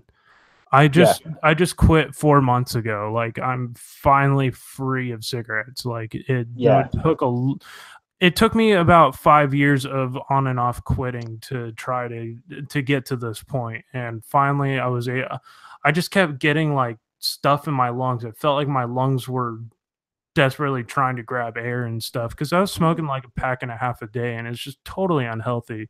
So I'm so glad that a lot of the YouTubers, I've met a lot of YouTubers who are in the midst of quitting. Lou Rock just quit, I believe. Some other big name people, because smoking is just not worth it. Honestly, it's not worth your health. It's not worth the anxiety of having to, well, in California, it's $11 a pack, believe it or not. Yeah, it's same here. Same here. You pay anywhere from $11 to $20 a pack. Yep.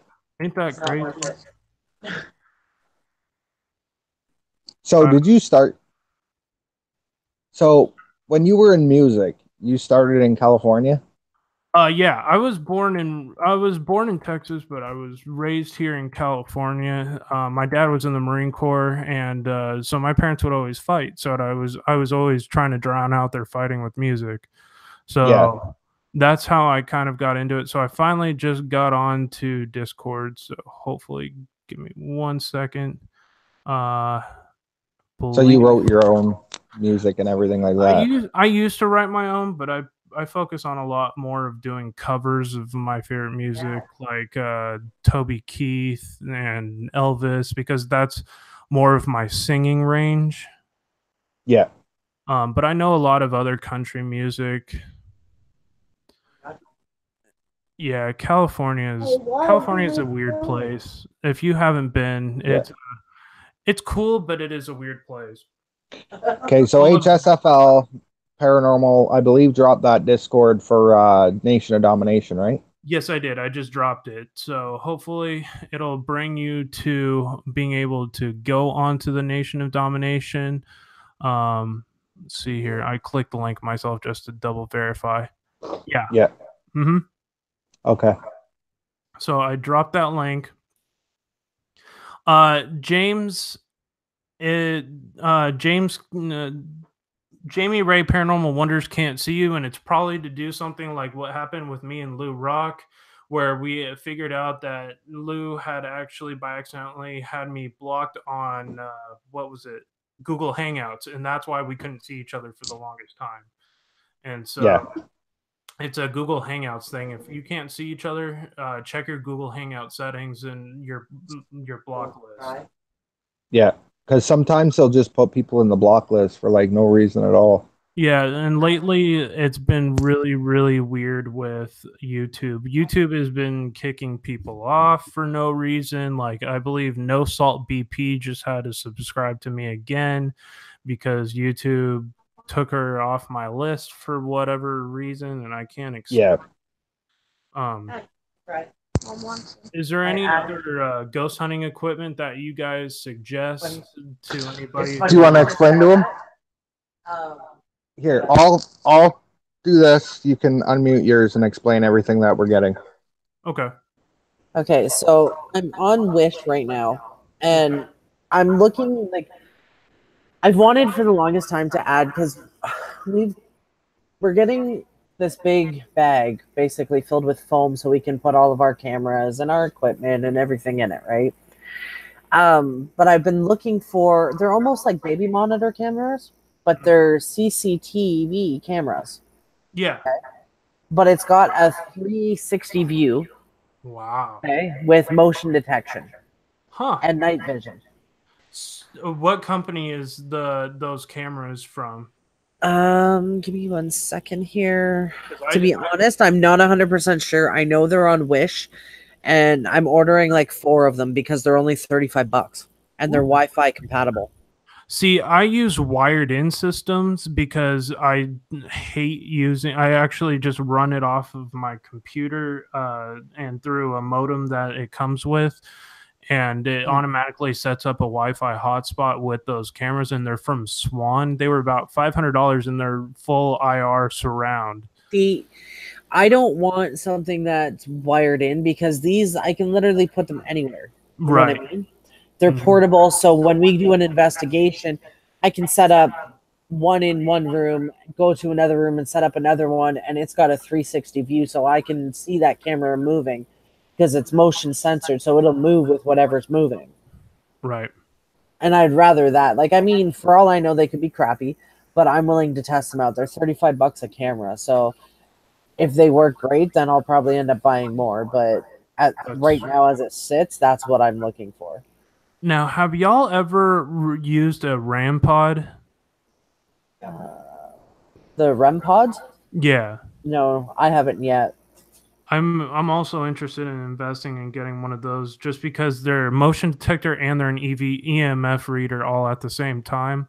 And I believe there's another one called, I'm trying to remember what it's called. Now I have to look it up. But it's I found the exact same one for cheaper though. There's one that it's an EMF reader and a temperature sensor all in one. Oh, okay. Cool as hell, but they're not cheap, and I think they're like $135. And see, I want the temperature reader. Yeah. We don't have one of those yet, and I want one. And there's some really good ones. I have a friend that's got one, and she bought hers off Wish. She paid $15 for it, and the same make that she's got right now on Wish is currently on sale for like $20. So I'm like, might as well grab that. Definitely that. Yeah, absolutely. I'm trying to look up Amazon right now just because I've got it up right here. Ghost hunting equipment. It's crazy. They have a full category for ghost hunters on Amazon.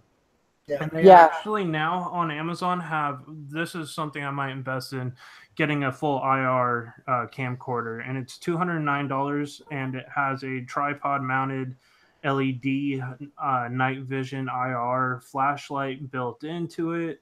Let's see which one you're looking at, because there's a couple of them on Wish as well, and they're dirt cheap. This one shoots in 4K and with infrared night vision and full IR setup. Does it have a mic attached to it? Actually, this one does not have a mic attached to it. Because there's one, and it's IR. It's got shoots in 4K. It's got an external mic, like it's got the built-in mic too, but it's got an external mic that mounts to the top of it as well. And it's got a remote, so you can actually activate it without having to sit there and push buttons. Gotcha. But on Wish right now, that exact camera that I'm talking about is like $93. And that comes with everything. Wish has some pretty good deals. And then they have this one that shoots up to 60 frames per second with a wide angle lens, full IR, and a 4K Ultra HD with also a high definition boom mic for $228, which is not all that bad when you think about like investing in some good equipment. Now, I might eventually get this rig set up too. One of our other guys has a full rig. He actually has two of them, where you can mount your camera. You can mount your phone with a camera lens, and they actually sell them in a package, and it has 2 IR lights on it and a mount for your microphone. Yeah, there was one rig that we wanted that will actually hold either your phone or a camcorder, plus your microphone, plus your light, and it's basically a giant U shape. Yeah. So this is what it looks like. I'll try to pull it up here. This is what it looks like on here. Yeah, the one that we want isn't like that. It's kind of like just a single bar, and it's from the top of that mic down. This one is only $19 on Amazon with 2-day shipping. Hang on a second. Oh, that thing is called a Mel meter, the temperature sensor / EMF reader. It's called a Mel sensor. And you can actually get them at Home Depot. I've actually used Mel meters and the K2 meter prior to ghost hunting when I used to work in HVAC as a technician and a salesman. You worked in HVAC too? Brian, did you work in HVAC? We were both in sales for HVAC. Oh, no kidding. Yeah. No kidding. See, HVAC drives you to look for ghosts. That's what it is. That's what it is. The paranormal's just in there. You just have to. I've had some haunted experiences in people's houses. Like I was like, oh my God, something else is here with me. And I couldn't say anything in front of the customers, but I knew that house was haunted. I was just I'm going to keep my mouth shut because my K2 meter for work would start going crazy. I was like, uh-oh, something's here with me. And I'm like, I'm just here for HVAC. Do not mention anything paranormal. Just hold your tongue. That's so funny. What a small world. What company did you all work for? Reliance. Oh, okay. Gotcha. I worked for, I don't know if you've ever heard of them. They're all over the country. 1 Hour Heating and Air Conditioning. I've heard of them, but being up in Canada, I don't think we have them here. Oh, okay. So it's probably just U.S. But I also worked for ARS Rescue Router, which is another pretty big company. I did sales for them. But yeah, that's so funny that you worked there. You worked in HVAC as well. I loved HVAC sales, but unfortunately I hurt my back in HVAC when I was living in North Carolina, and I can't really do it as much anymore. Yeah, we can't either. Here, it's a 7-day-a-week job. And like the majority of the time with Reliance here, like they're a great company, don't get me wrong. But we had to be gone for 2 weeks out of the month. No ifs, ands, or buts on road trips. Oh, yeah. Just for sales. And it's like, we've got kids. We can't be gone for 2 weeks out of the month. Like, I used to work 70 to 90 hours a week. Like 6 days a week. I would get Sundays off if I was lucky. Uh-oh. Yeah. And it actually was a pretty decent contributor into ruining my relationship.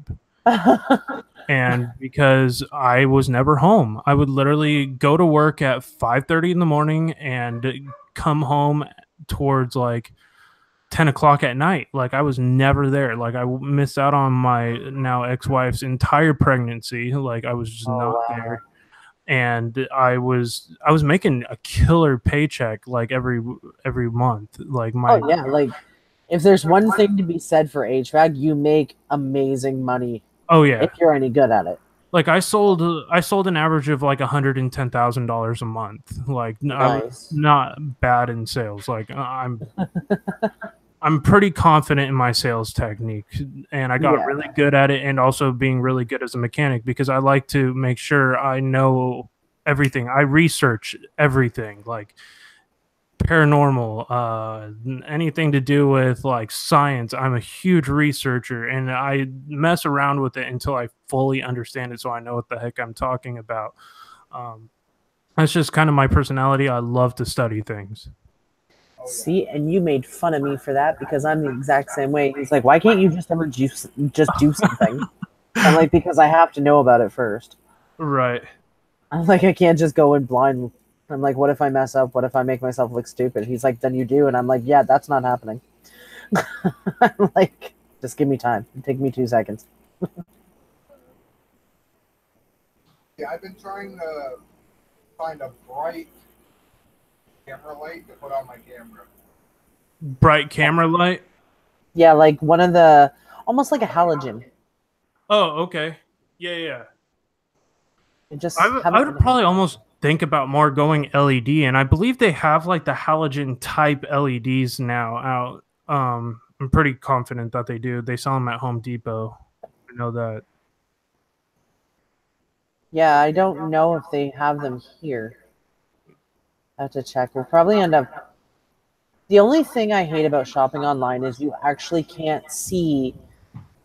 It bugs me to not be able to see it in our hands, so I can see if it's going to work, if it is bright enough, if it's not bright enough, you know what I mean? Yeah. Because you're going off of people's... other people's, I guess, reactions. Oh, absolutely, for sure. Yeah, because you want to be able to capture the experience, but also not be not to have like total light saturation, because that can ruin a video real quick. But you want something that you'll be able to capture. Hey, look who just showed up! Pusa Studios. Hello, my friend. What is up, Pusa? Pusa is awesome. If you haven't subscribed to their channel, they have helped me grow my channel so much. Like I can't even start to thank them enough. Like there's not enough money in the world I can donate to them to make my thank you clear to them. Like they I will give you my soul, Pusa. Yes, Pusa, I will.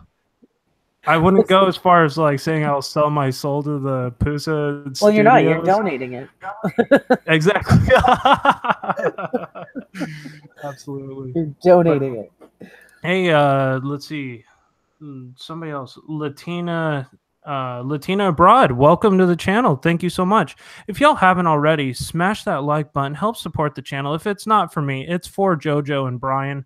I am so grateful to have them on here as my guests. Like I've been working really hard on trying to get some good quality content and some great people to interview, and I couldn't have picked a better team to have come up today. Like you guys are awesome. Thank you. I enjoy this channel, honestly, I do. It's calm, it's relaxed. I don't have to be on. I tried to have like a calm, relaxing setting. I tried to make it enjoyable for everybody. Try to remove the tension, and like we all go through our too much BS all the way through the day anyway. Why do it on YouTube? Like I don't like the drama that goes on YouTube. I don't like being drawn into the drama that goes on YouTube. I'm here to have fun. I'm here to educate people. I'm here to have other people come on and share their stories because, it's a journey for all of us. Yep. Wow, that is one hell of a rig. I'm looking at this one rig, a universal DSLR filmmaking system. Okay.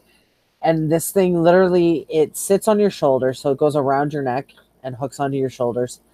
And it'll hold like one of those giant cameras, a light, a giant microphone, and then you've got two handles underneath to hold everything. Like it looks like a lot to be carrying.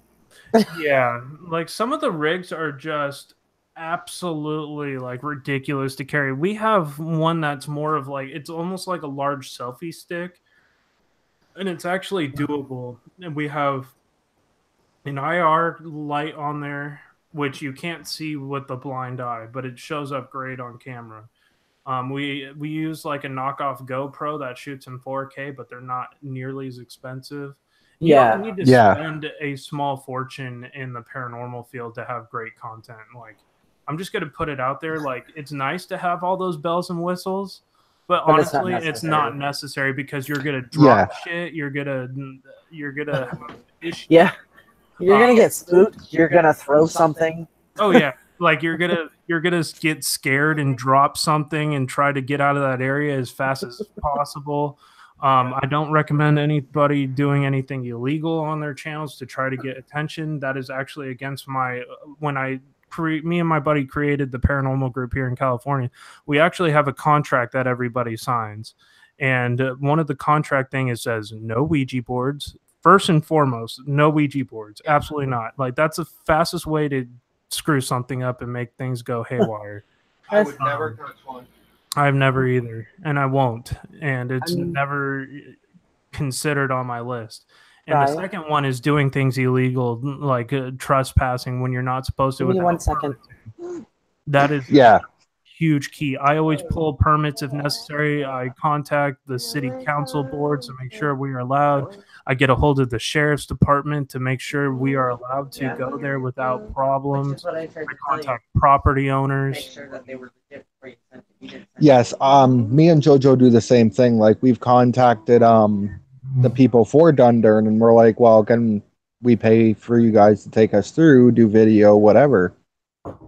And most likely we're probably going to end up seeing about staying for a overnight challenge there. But nice. It would be awesome to see you guys do like a live 3 a.m. challenge at that location. Yeah, like how spooky it is and everything, man. Like when I got to the steps to go down to the dock area, I couldn't even move. I was froze like 30 feet from the step. And I couldn't go any further than that. I was like, nope. So like to go into the actual mansion and that, it's going to be great. Oh yeah, for sure. Definitely. Like, I don't know if I've shared this. Some people have seen it on my other channel, but I was doing a live 3 a.m. challenge at the Haunted Murder House in Santa Maria. And all of a sudden, my buddy starts walking almost like he's in a trance over to the location near the fireplace. And he reaches his hand inside of the fireplace grate and finds a children's drawing with 666 written all over it. I think it was 3 sets of 666. And we're like, where the hell did you find that? Yeah. And he's like, dude, I don't know. Something was drawing me to it. And I'm like, okay, you couldn't have found that naturally because it's in a location that is in a notable area. Exactly, yeah. And he was just walking there. We're like, dude, Aaron, where are you going? And and he didn't respond to us. And he just reaches his hand in there and grabs out this children's drawing. And it's on there. And it freaked us out. And we went live and we're like, dude, what is this? Yeah. See, I promised everyone a live stream for like my second one and that, and I did it. And I don't know, like I'm kind of happy with the way that my live stream turned out, but then I didn't want it to be so dark. You know what I mean? Mm-hmm.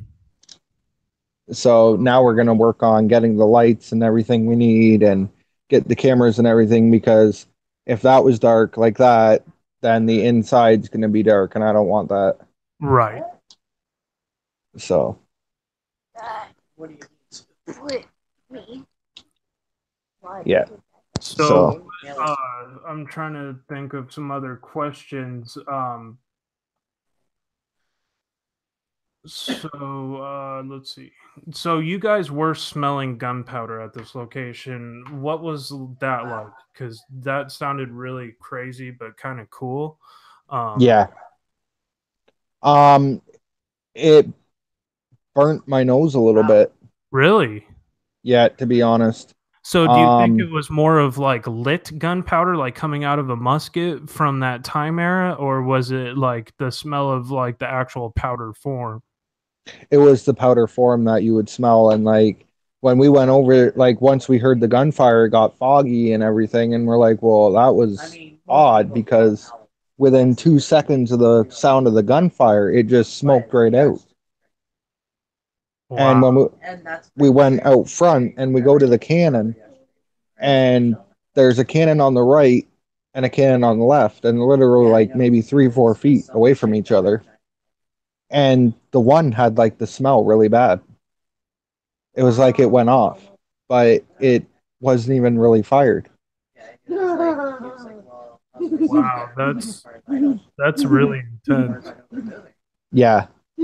Like there was a lot of different stuff there that I wish I would have been able to catch. And I guess the mother-in-law was watching the live stream when I was live. And when we went by the first time we went by the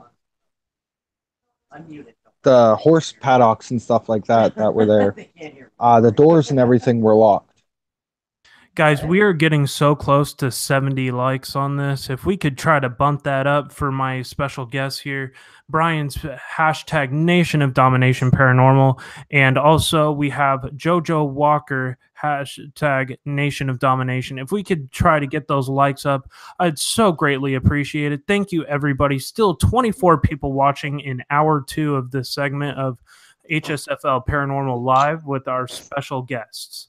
Thanks everybody for joining. Like, this is amazing how this channel and this stream alone has grown a lot in the last few months. It is amazing, you guys. You know, you guys have helped HSFL out quite a bit, and you know, I'm blessed to be on here, man. Like I love your channel. I like your paranormal team. I like all of it. Like you first came out and I kind of clicked on one of your things and I was like, wow, this is kind of cool, right? And then we met on here and it was like, well, that's awesome, man. Yeah, you know? It was cool to connect with you. Like, we watch each other's videos, and I'm a huge supporter of just about everybody on YouTube. Like, I love my YouTube fam. I love it, getting to know everybody and watching everybody's unique way of creating their content. Everybody, I try not to, like, I'm never negative to people about what they make. I just always try to support their artistic style because everybody has their own special way of doing how they run their channel.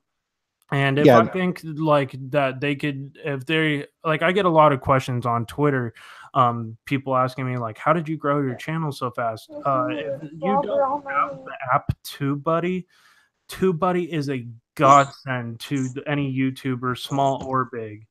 Like it's actually on my screen right now. It's showing all the live information showing up.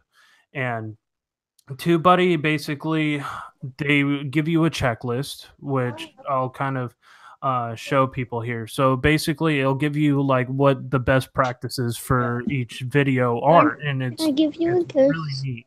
So it'll actually like tell you that you need to add spell cards. Spell cards are the little icon that go up on the, I believe it's the right-hand side of the screen. It's I believe I have it already integrated into this. Yeah. So if you go to the top of the right-hand screen, you'll see this little eye with the circle. If you click on it, it'll bring you to my one of my last videos, and it'll also bring you to my Presence of the Unknown page. So I always integrate that into my videos, and that is just an awesome tool.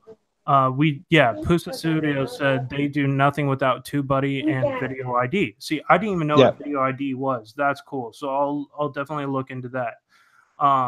and it also tells you need to add end screens. So an end screen. So when this video ends and you play it back, you'll be able to click on my information. If you haven't subscribed, you can go to my little icon of my guy touching the mirror, and it'll bring you to a subscribe button. And I also have a subscribe button integrated into this video already. So if you haven't done that, you can click on that. Sorry, go ahead. So how does TubeBuddy work?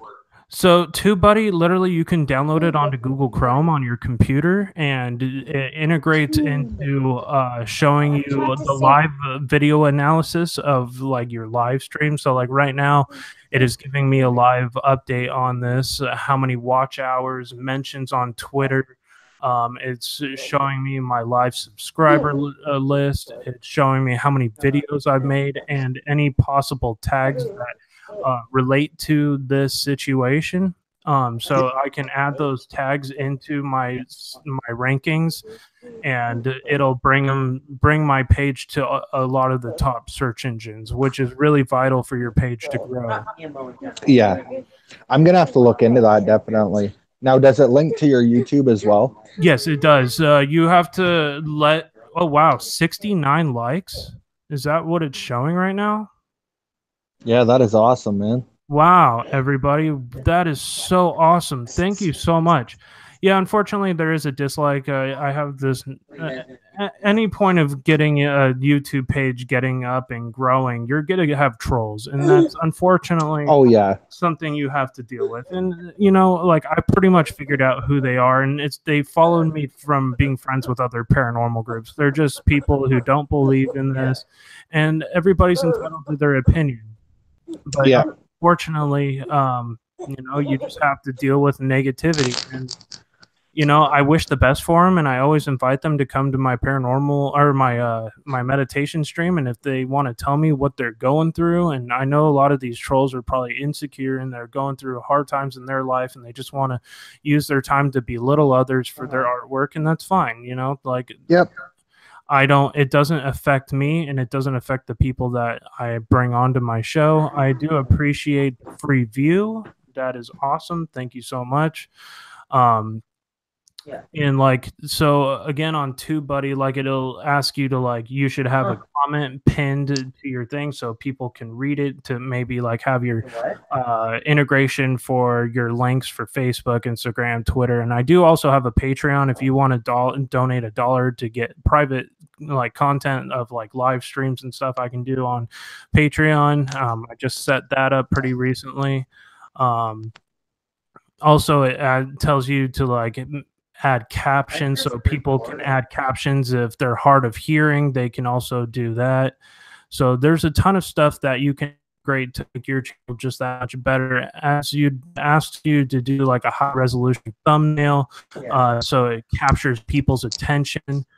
You want to do something that'll capture them, but not be too clickbaity, if that makes sense. Yeah, because clickbait is good if you want to present yourself as somebody who's fake, and honestly to me it's kind of undesirable. Yeah, so like someone that wants to fake the content they're trying to throw out there, then they can do that.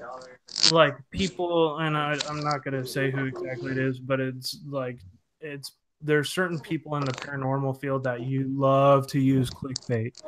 Yeah, and it has nothing to do with their video. That is like the stuff that bothers me, and unfortunately they get that hundreds of thousands of views for it, and to me it's just dishonest. And yeah, it is, man, and I know where you're going with that, because I kind of feel the same thing about the same ones. So right, so I that's my 2 cents on it. Like, what have been some of your practices that have helped your channel?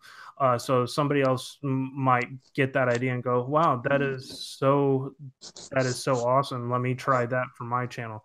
Like, what is something that you suggest? I basically, if I'm not living in that, I go around to everybody and show my support in that. And then that's how I've been growing lately. Like, I'll leave a message on somebody rather than say, you know, in the chat, I did this. And it helps out a lot when you're going in, you're watching one of their videos, and then you just leave a comment and they get you back, and it's like it's kind of piggybacking that way, but it works. Like I love it. Since I've started YouTube, like I had a channel on that, I just didn't have a channel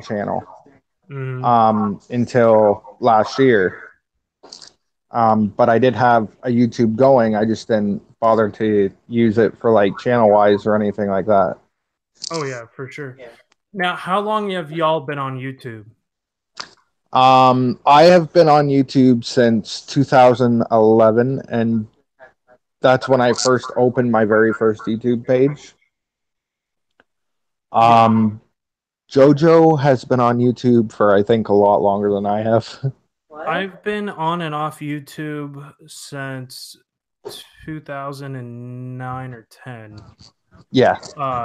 But I used to just post like stupid video game stuff and stuff I used to make like on like the photo booth, like as like a joking thing with my friend. Like we were never serious about it. And I never until recently thought of the key to having a successful YouTube page is running your channel like a business.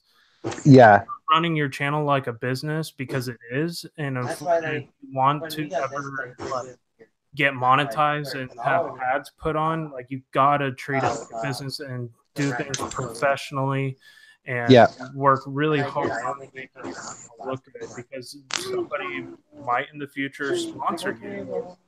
Yeah. And like the thing is, like it's a lot of it's almost like marketing. Oh, absolutely. In a way. And you see me on Twitter. I think JoJo saw me that the day before I post about the video, I schedule all my live streams 48 hours in advance, and then I post 2 more times, one at an hour before the event, and another one thanking everybody for coming. Like that's how, and then I go on everybody's page, and I try to like their videos, the people that have joined my chat. And so like I try to integrate like showing my support for everybody. And unfortunately I haven't gotten to a lot of these people's channels, but I'm well on my way to trying to make it to your channels and check out your information. If you haven't had me check out your channel, please comment below and I will get to it. I'll read back through some of these comments. We are so close to 70 likes. I can taste it. If you can please smash that like button for me and my guests, that would be awesome. If I can't believe 70 on a Saturday morning. It's so awesome. This is awesome. You know, like the most I've had, I gotta say, is like 54. Yeah, and that's pretty solid right there. Like I can't believe like the turnout. Like you had a good turnout on your last video. Well, there it is, 70 likes. Thank you so much, everybody. Wow, so, that is awesome. We have about 50 more minutes of this live stream. And so we're going to keep talking about different paranormal things.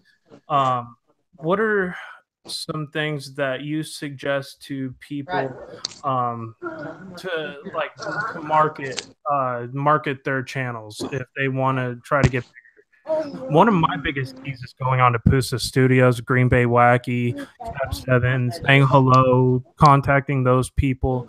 They are great channel support. Another huge recommendation, if you haven't checked out Brian G. Johnson, go check his channel out. He has an amazing content. He has now, I think, upwards of 70. He has almost 50,000 supporters, and he has one of the best self-help channels out there that I've ever experienced. Yeah. See, what got me started originally was Green Bay Wacky, Lunatic Dad, Hazel Reptile Fam, and Cab 7. Right. Now, they were my inspiration to really just start a channel. But what got me into the paranormal and everything was all the stuff that I've went through. And I figured, you know, this is kind of interesting. What if I can talk to them? What if I can get them on video and see what they're doing? And it aroused me in a way. I like it, you know, just as much as you probably like it, John. Like, whatever started you with the paranormal anyway? Like, okay, so my backstory of how I got into the paranormal in 2013, well, actually, it started in 2012. I'm not the person I used to be. I used to have a lot of issues, especially through high school, as most of us did, with either like uncomfortability, not fitting in, and I chose to hang out with the wrong crowd, as many of us do. Yeah. And I ended up getting really heavy into the drug and alcohol scene, and I ended up ODing in 2012, and that was my first come to God moment. And I actually died in that drug overdose and came back. And then in 2013, I got hit by a drunk driver, and at that time, I think I was around like 9 months clean at that time, and she hit me so hard into the guardrail it split my head open. Oh, wow. And since then I've had horrible memory issues. That's why I have to write all my notes down, because memorizing stuff is just not my forte. She hit me so hard I had to completely relearn how to play the guitar from scratch. Man. And so after that, I don't know if that's what got me into becoming empathic or if I had the ability, but it made me, the fact that I actually died and came back actually like amplified the ability, or if I had it before. But I definitely, after that, started noticing things that I had not noticed previously, and stuff I couldn't explain, stuff I really didn't want to share with people, and the fear of getting judged. Like I could feel energies around me that I just could not explain. And, and the more research I did over the last, since 2013, I've been able to come to grips that I was dealing with stuff with the paranormal. And I wake up at 11. I'm like, and what would I call you at? And now I've gotten really heavy into it thanks to a bunch of people who inspired me to my page. And I met a great group of guys when I moved back to California about 4 months ago. I was living in southeastern North Carolina before that, and when I moved back to California, I met these great guys, Joe and Aaron and a bunch of other guys from President Casey, and we started this paranormal team, and it's been so amazing because we all have that similar connection to God and Jesus, and being able to communicate with spirits and also find out and help them cross over. You gotta remember, it's just such an inspiring thing. Oh yeah. I was pronounced dead 4 times as well when I was a kid. At 5 years old, I decided that playing with a candle was a good idea with flannel pajamas on while my mom and them were sleeping, and I ended up catching my left arm and all that on fire, and I got 3rd-degree burn from it. Oh no, really? Yeah, so the left arm is burnt to my shoulder and underneath my rib cage a little bit, and my armpit area. Wow. Yeah. That's crazy. Yeah, I was in Ohio actually, and there was a little girl that was beside me. She fell in a fire pit. She was brought in that, and she couldn't talk or anything, and it was horrible. She ended up passing away like 4 weeks later. And I felt so horrible, you know, like for the little girl and that. But the Shriners is what put me together, you know. I owe them so much. And yeah, I was pronounced dead in the ambulance on the way to the helicopter, and pronounced dead 3 times on the way to Cincinnati, Ohio. Wow. That is crazy. So did you was that when you became more of aware of the paranormal as well, through that near death experience? Yeah. Yeah. I swear when I woke up in the hospital, I seen my grandparents beside me that had passed away 2 years prior to that. And they came telling me pretty much that it's going to be okay, Brian, you're going to live through this. And basically guided me through until I was healed enough to like move around and do whatever I had to do.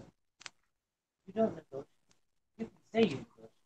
But yeah, like You I try, can sense spirits there. but it's not negotiating.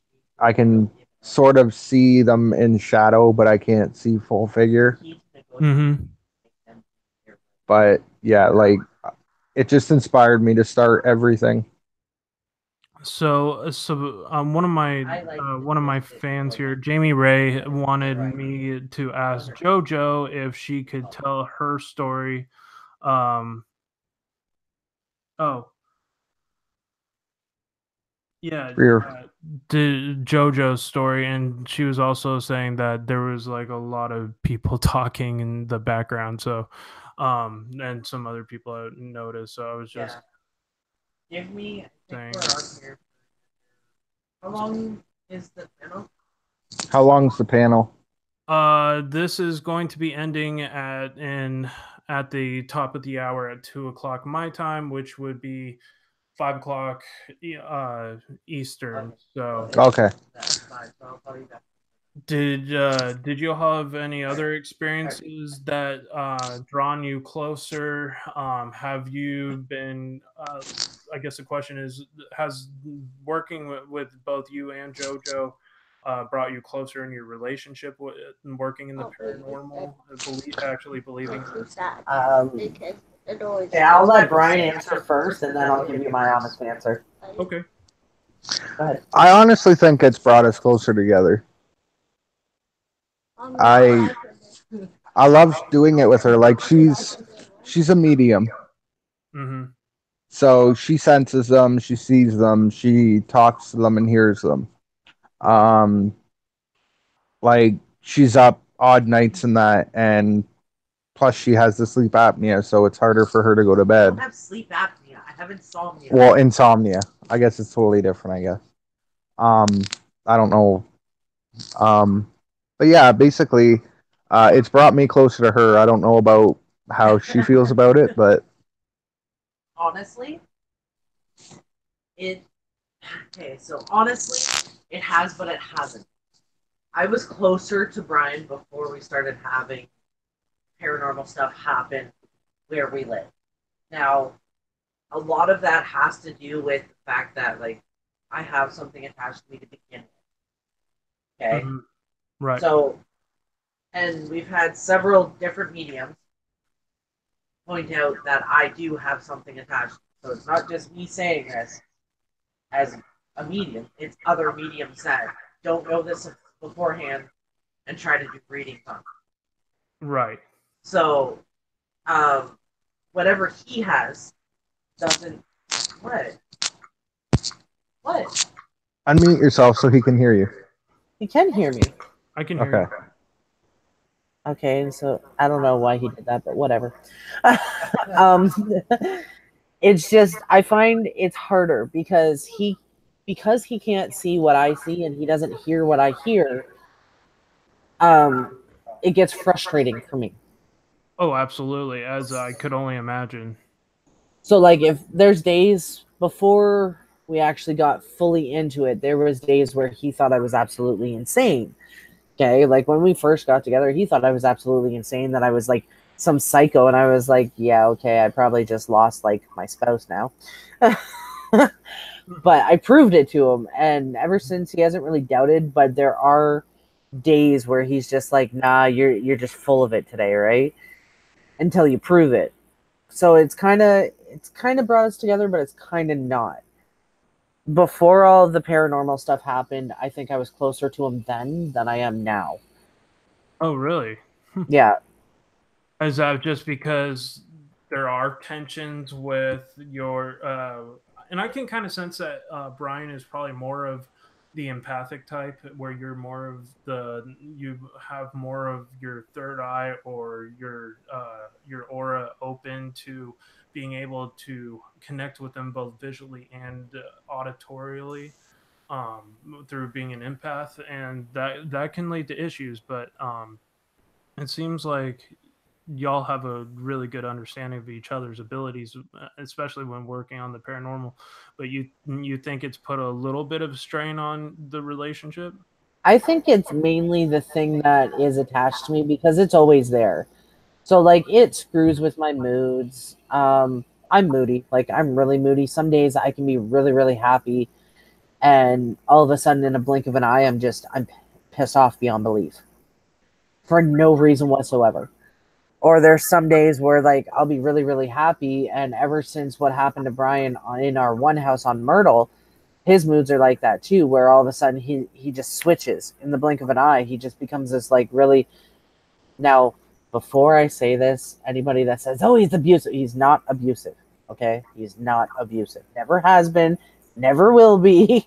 Okay, but his mood is like it's not him, and you can tell that it's not him because his looks they vary slightly. His voice it changes slightly. You know, it's just really odd, and it's kind of it's put a wedge between us because we could have a really good day, and when something like that happens, it's like I don't want to be around you anymore. You know what I mean? Oh, absolutely. But like relationship wise, I think it's up and down when it comes to whether or not it brought us closer. I say it's 50-50. Now, do you think like going on these paranormal trips have helped you to bond? I think a little bit. Yeah. I mean, because it gives you an activity to do with each other. It's not even so much an activity to do. It's just this is the weird part. Like I said, it's kind of driven us apart, but kind of not. But when we're out on the investigations, no matter what, I know that I can trust him. I know he's not going to like take off and just leave me somewhere if he sees or senses something. And he knows the same thing. So, I mean, like, I trust him. Mm-hmm. But at the same time, like I said, it's weird. But on the investigations, I think that's when we're closest because he's more protective when there's possible, I don't know, danger or whatever you want to call it. If there's a chance that somebody could get hurt or like I could get hurt or something like that, he's closer. Right.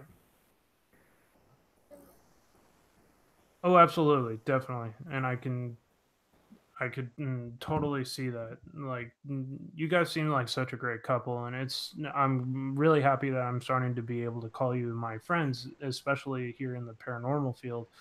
And it's so great to meet all these people who have we come from all walks of life, and we all go through different situations and our struggles, but yet we can all have this similar connection to something that we can't necessarily explain, but we know it's there, and that helps us become that kind of like a family.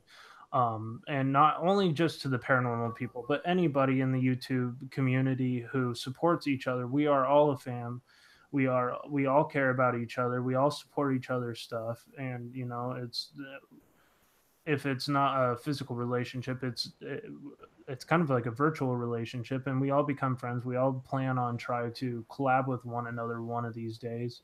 We all try to give each other tips and give that constructive criticism to help one another as one person grows. And if something's not working for something else, you can mention to somebody, hey, you know, you might want to try this out. It might help you to grow your channel. So stuff like that, definitely, it's so amazing to see everybody just blossoming in their own channels, and their personalities have come to light, and it's just so amazing to see everybody doing their pages and seeing all the unique stuff that comes out of it. Yeah, for sure. Yeah. Like, I mean, I was on the phone when you guys were chit-chatting away, but like, I'm always up, and Brian will tell you this, I'm always up for helping someone grow their channel or give them direction or give them input. I have no problem whatsoever. Hell, there's been times where I'm like, during my streams, that's what I do the Takeover Tuesday for on my channel, is so people can showcase their channels. Right. Yeah, it gets done on mine, and yeah, we do a roast and whatever, but it allows other people that come into my channel to get to know new channels. Right, absolutely. Like, everybody just wants a shout out in that, and I believe, well, I didn't get a shout out, so why don't you try shouting yourself out? And that's what I give you the chance to do. You get up on my panel, you joke around, like, for people, like I heard you earlier saying, oh yeah, go to our channels and check us out. Well, if they get easily offended, my channel's probably not the best spot for them. And your guys' channel gets pretty rowdy. If you like the absolute like bashery and like dirty sex jokes and stuff like that, like that's I don't know, like last time I was on there, like I was in the chat and stuff, and all of a sudden it went from talking about crystals and stuff to getting your rock. Oh, that was Ghost and Brian's. Yeah, that was my channel is 10 times worse. That Brian and Ghost are actually two of the hosts that I have on my channel on Tuesdays. And Tuesdays, like my channel's a roasting channel, a ranting channel. It's where most of the YouTube goes to let go. Because, you know, everybody wants that family channel. They want those views. They want to be proper. Well, I'm not a proper person. I'm sorry. It's never going to happen. That's your unique creative talent. I would like to say that I would be proper and that I will never swear, and you'll see family oriented like crafts. That's never going to happen on my channel. I'm sorry. It's not that I don't love my family, and we do that stuff. I just don't film it. Right. Well, but my channel is my outlet. One of these days, that would be so much fun. Like what? I said, I'll definitely have to drop by and maybe come on your panel one of these days, and we can. Oh yeah, for sure. I mean, we have, like I said, Brian and Ghost. Like, you ever watch their channel? They're so family oriented. They don't curse. They don't swear. Same with Red Kryptonite and Lunatic Dad. Like, he gets loud on his channel, but they come to my channel to let it all out. Oh yeah. So like, what you see them do on their channel, you get to see a completely different side on my channel. Like I try not to curse as much on my channel just because like I do this thing. I mean, sometimes it slips out and whatnot, and then that's between me and God and for saying that kind of stuff. But I try my hardest not to I try my hardest to be professional on my page and not do that. But unfortunately, when we get talking about certain subjects, it unfortunately slips out sometimes. See, I think everyone's just so worried. Like, they're like, oh, YouTube's watching me, you know. The worst thing that they can do, like, I'm sorry, this is going to seem really rude, and I'm not trying to be rude, okay? If they ever ban you from live streaming, it's not the end of the world. It's only 30 days. You can still make videos, okay? Everybody makes mistakes. And it's like you watch pages like Oh My Gosh TV and the G Team Paranormal, who actually just recently subscribed to my channel. But she says the F-bomb all the time on her channel, and she has well over 200 and something thousand subscribers. As long as you age restrict it when you're cussing up a storm like I do on my channel. Brian's channel isn't like that, but my channel is. You know what I mean? Like, as long as I age restrict it and I tell them, look, this is all in fun. It's just my opinion. I'm not here to harm you or hurt you. If you can take a joke. I moved. What? Oh, absolutely. Yeah. If you can take a joke and like. Hang on a second. Brian's phone dropped. Oh, got you. Oh, shoot. Okay. He's back. Like, if you can, like, roast somebody in good faith and not like totally bash them to the point where they is. Well, see, and that's the thing is like I warn people because they'll be like, "Can I come on Takeover?" And I'll be like, "Okay, you've seen Takeover, obviously. Okay, if you want to be on Takeover, you have to know that some of the things that we say, we don't necessarily mean we're just poking fun. We're just having fun, and I expect you to be just as bad back to me as what I give you." If you can't do that, then I'm sorry, but I mean, I've had guests that come up here and they try to roast, and I'm like, you're doing a great job. Oh. Sorry, all of a sudden they take a nosedive, and it's like, okay, I'm not sure what happened, and they're like, well, I just can't do it, and I'm like, that's okay, you can sit there and enjoy it, or tell us about your channel, or whatever. Oh, absolutely. And it's so great that we can have community things like that. Like you go to Green Bay and it's relatively clean. Oh yeah, like Green Bay's been on my panel a couple times. Like Cap7, like you'll see him do some pretty whacked out stuff too once in a while. Like I don't know if anybody saw that one with him in the diaper. Oh, that borderline made me so uncomfortable. I was just like, oh my god, what did I just watch? But it was funny. He did one with Uber Goober, and they were nuns. Oh yeah, I saw that one. That one made me laugh so hard, like I couldn't control myself. I actually was like just sitting like back, not commenting. Like I couldn't say anything. I was laughing that hard. I was just like oh my god. I had no words either. I was in the chat and I just couldn't talk. I'm like, what do I say to this? Like, oh my gosh, yeah, that was funny. And I don't know what Green Bay's been doing lately with his hair, where he looks like he's hung out in Santa Cruz, California too long, and it looks like his hair is really old and shaggy, and he's just been smoking like a ton of reefer or something. But I was like, is that normal in Wisconsin, or like what's going on? But no, it's just funny. I don't know if that's his real hair or if that's a wig, but it definitely was. It's funny to watch. I thought he got a haircut. Yeah, I thought I did. I thought Dave did too. Like, but yeah, it makes me laugh. Like every time like I see them like doing their jokes and stuff, they come up with some like, especially like Green Bay's like music, like man boobs. Like I've probably watched that video like I don't know 100 something times. Like it just cracks me up. If I'm having a bad day, just click on some of his whacked out videos that he makes. Yeah, his man boobs video.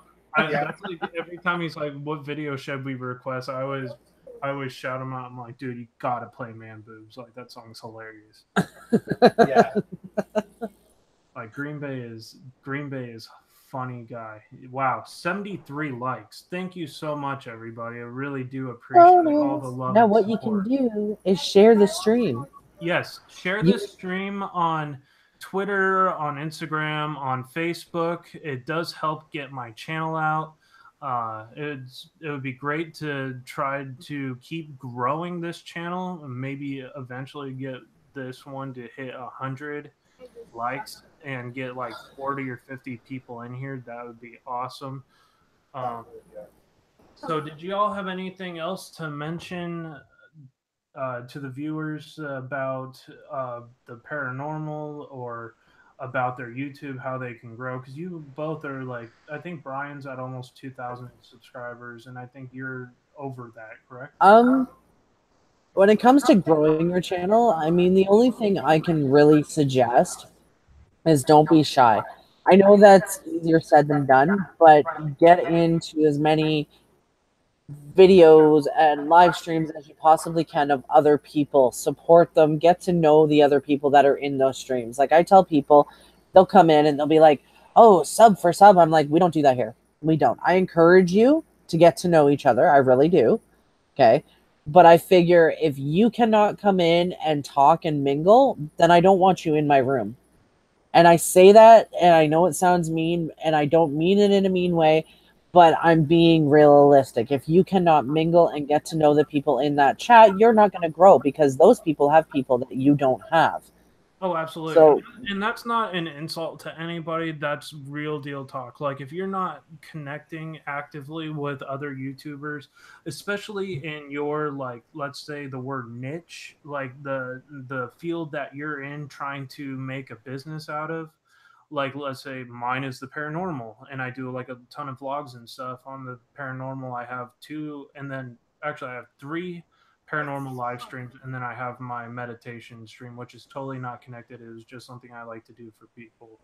But like I try to connect with all my parapeeps first. Like I connect with you guys, I connect with B-Town, Francis Spirits and Kitties. Like I check all their channels out. They're a priority for me because, and also PWI, Jamie Ray, Paranormal Wonders, M Crook 420, Real Life. Like I connect with all these people first before just about anybody because. Can I say something? Oh, absolutely. And I mean no disrespect. Egyptian Gamer, I have told you this before. I get to your channel. Just because I don't leave a comment does not mean I was not there. This is now the 3rd time that you've said something like that, and I take offense to that because everybody in here knows that I do support channels. I don't always have time to leave comments. Look at how many people I support. Right. I do not have time to leave over 2,000 comments. a day. I've got a family. I've got a job. I've got my own YouTube. I help my kids with their YouTubes. I help out with Brian's investigations. I help out other YouTubers with their panels. They help out mine with my panels. I don't always have time, but I do watch. I do leave likes. So to say that I don't get time to go to yours is kind of rude. I think there's a little earthquake right now, just a matter of fact. At your house? Yeah. Like the table just started shaking and so did the lamp. Huh. Weird. That is weird. It hasn't happened in a long time. We haven't had a decent earthquake, God, since we were kids. Like the fault line in California is locked tight right now, and it's ready to go off. It's just a matter of when. Like the area where I live in the Central Coast, the fault line hasn't ruptured in 300 years. Oh, wow. So if we get something, it's going to be catastrophic. Like we're talking 8.0, 8.4. You're really low, John. Sorry, what? You're really low. Low? Yeah, like I can't really hear you. You're really low. Oh, sorry. Can you hear me better? Yep. Yeah, it's cool. Sorry, I was probably away from my mic. I probably didn't put it on the sensitivity high enough. But like the part of California where I live right now, the fault line hasn't gone off in close to 300 years, and it is absolutely locked tight right now. And the last time it happened was in like 1885 or something, and it was like a 7.6 on this part of California. Now San Francisco went off in 1906 with the 8.4, and that absolutely devastated the Bay Area in 1906. Southern California is also another place north of Los Angeles, hasn't gone off in close to 300 years with like a catastrophic quake, which we're due for at just about any time.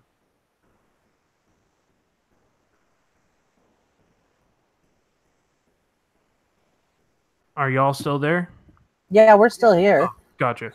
I don't know why Brian keeps muting his mic, but he does. So, wait. It's so we don't echo. Yeah. That's why I said leave doors on. Yeah, like I support almost 1,000 people at this point, and like you said earlier, like it's hard to get to everybody. I try my darndest to see everybody's content. Like you said, also I don't necessarily watch it. I mean, I don't necessarily comment on everybody's video, but I am watching your stuff actively. Like I try to get everybody I possibly can's information and try to view it. James the Sharpshooter Man Fam, if you haven't subscribed to him and you want him as a sub, he is the world's greatest moderator that ever existed. Like I have to totally give my hat off to that guy. See, like, I personally think him and Vesper are the best mods. Oh yeah. Vesper Martini is spot on too. And actually I think I need to I hope Vesper didn't leave, because I actually got to I don't think I made him a mod. Yeah, Martini is amazing. Yeah. Oh, there she is. Fabio King. Fabio is another great mod. Oh, Fabio King of the mods. He used to mod for us. So Vesper, I just added you as well to my list. Michigander Man, you're such a good supporter of just about everybody, and you got such a great inspirational channel. I love seeing your morning streams. It's such like a breathtaking thing. Him and Yankee Outdoors, like I love those two channels. Like just watching them. I don't always comment on them, but I try to watch them. A lot of the time I'm working. As y'all know, I work a lot in the afternoons until the night because I work night shift. And so I try to watch everybody's stuff while I have some downtime. Like I try to watch as much content in a 3-hour period as I can. Yeah, Rob has a good channel too. Michigander Man. Yeah, Michigander Man has an amazing channel. And, you know, like I'm so happy to have everybody there. It's almost 3 hours and running, and I still have 20 people viewing this right now. That is absolutely incredible. It is incredible, man. You know, like they fluctuate on and off, but you know, and at the same time, like we all do streams, we all share content with each other, really, and I love the community. I really do. Oh yeah, the community here on YouTube, like Pusa Studios and all these other people, they just support everybody. They ask people to support each other, and I actively ask people, if you're in the chat, support one another, because you know we all want to help each other's channels grow, and that's how this community continues to exist. And I couldn't be more happier with the group of people that constantly come onto my channel. They're the best YouTube family / fan group that I've ever seen. And I'm so great to have the viewers that I do. It's just quality content, and I try to make it better each time for the viewer experience.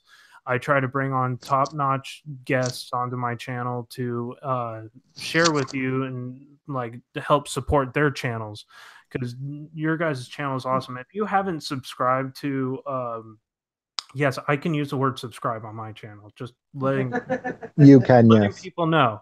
But if you comment on my videos, say support. Do not say subscribe. You can actually get in trouble, and it goes into my spam folder anyway.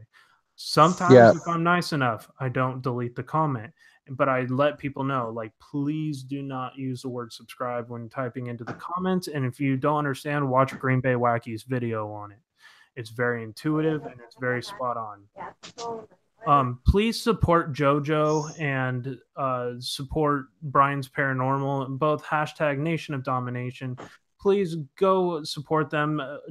The Sharpshooter, the Man Fam, has posted their links above, and just go and support them, please. Did y'all have anything else you wanted to share? Because this has just been an amazing stream. I hope, like the history lesson in the beginning, I hope I nailed some of what happened in that location. I obviously haven't ever been to Canada, but I hope to one day try to get up to that place. You are welcome, Pusa. Egyptian Gamer, why do you keep going on? You said what you had to say. I said what I had to say. This is not the place and time. And this is someone else's stream. People in the chat, let's not try to start drama with one another. Like, that's not what this is about.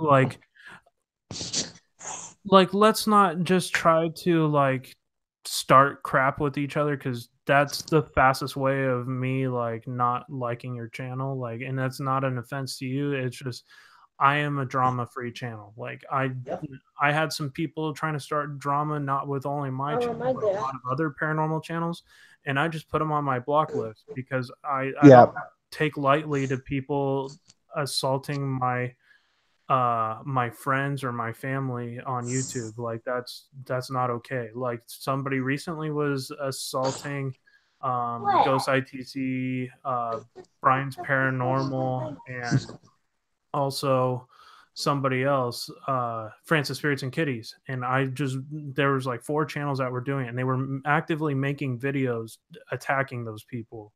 Yeah, and, like, I noticed that. And I actually went and blocked them all, because I don't want to give them the time of day, and I don't want them coming on my channel and trying to do that same thing. Because I noticed that when I had those people in my chat, that they started thumbs downing my videos. So that's not okay, because I show my utmost respect for everybody, and I care and love everybody just as equally. But I do have my limits with what people can and can't post. Yeah. Just like the people, like, I've noticed Green Bay Wacky's been getting picked on. Really? Same with Lunatic Dad. Hazel's Reptile Fam has been getting picked on as well. Hazel's the nicest person on the planet. Right? Who has a quarrel? Always do that. I mean, there's always going to be someone who hates your channel. That's just how it goes. Because they're jealous of the success. Yeah. And a lot of us who are starting to get a lot of trolls, that means you're doing something right. I constantly get trolls, but I don't kick them out. And it's always a free view. Yep. Yeah. Exactly. And it actually makes your channel look better that these people are the same people that keep doing this to you. and it gives YouTube an insight like, man, these people are troublemakers. They don't do it just on this channel. They do it on this and this and this as well.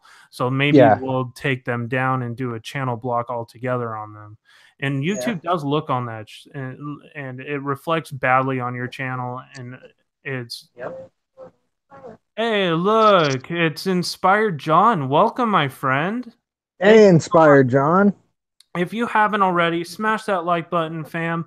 If it's not for me, it's for Brian's Paranormal. We are about 15 minutes from being done with this stream, so I'm about to head to work in about an hour and a half here for until late tonight. I pull night shift, so I'm always excited for that. What do you do for work now, then? Sorry, what?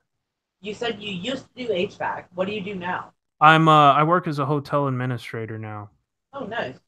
Oh, nice, man. Yeah, I work at a 13-room bread and breakfast. So I basically know how to do their housekeeping. I know how to I do all of their setting their tables. I do bussing the tables for breakfast. I do help with the dishes, the cooking. I know everybody's job. Like I basically partly run that place. Oh, nice. Nice, man. It's because I can't do anything heavy lifting with my back. Even the people's suitcases like gets to me, like, because we have this large staircase. It kind of looks like The Shining, if you've ever seen that. And yeah, we have this giant large staircase, and I have to carry people's luggage up the stairs, and it kills my back, especially when you have these people from Europe who like packed for like a month.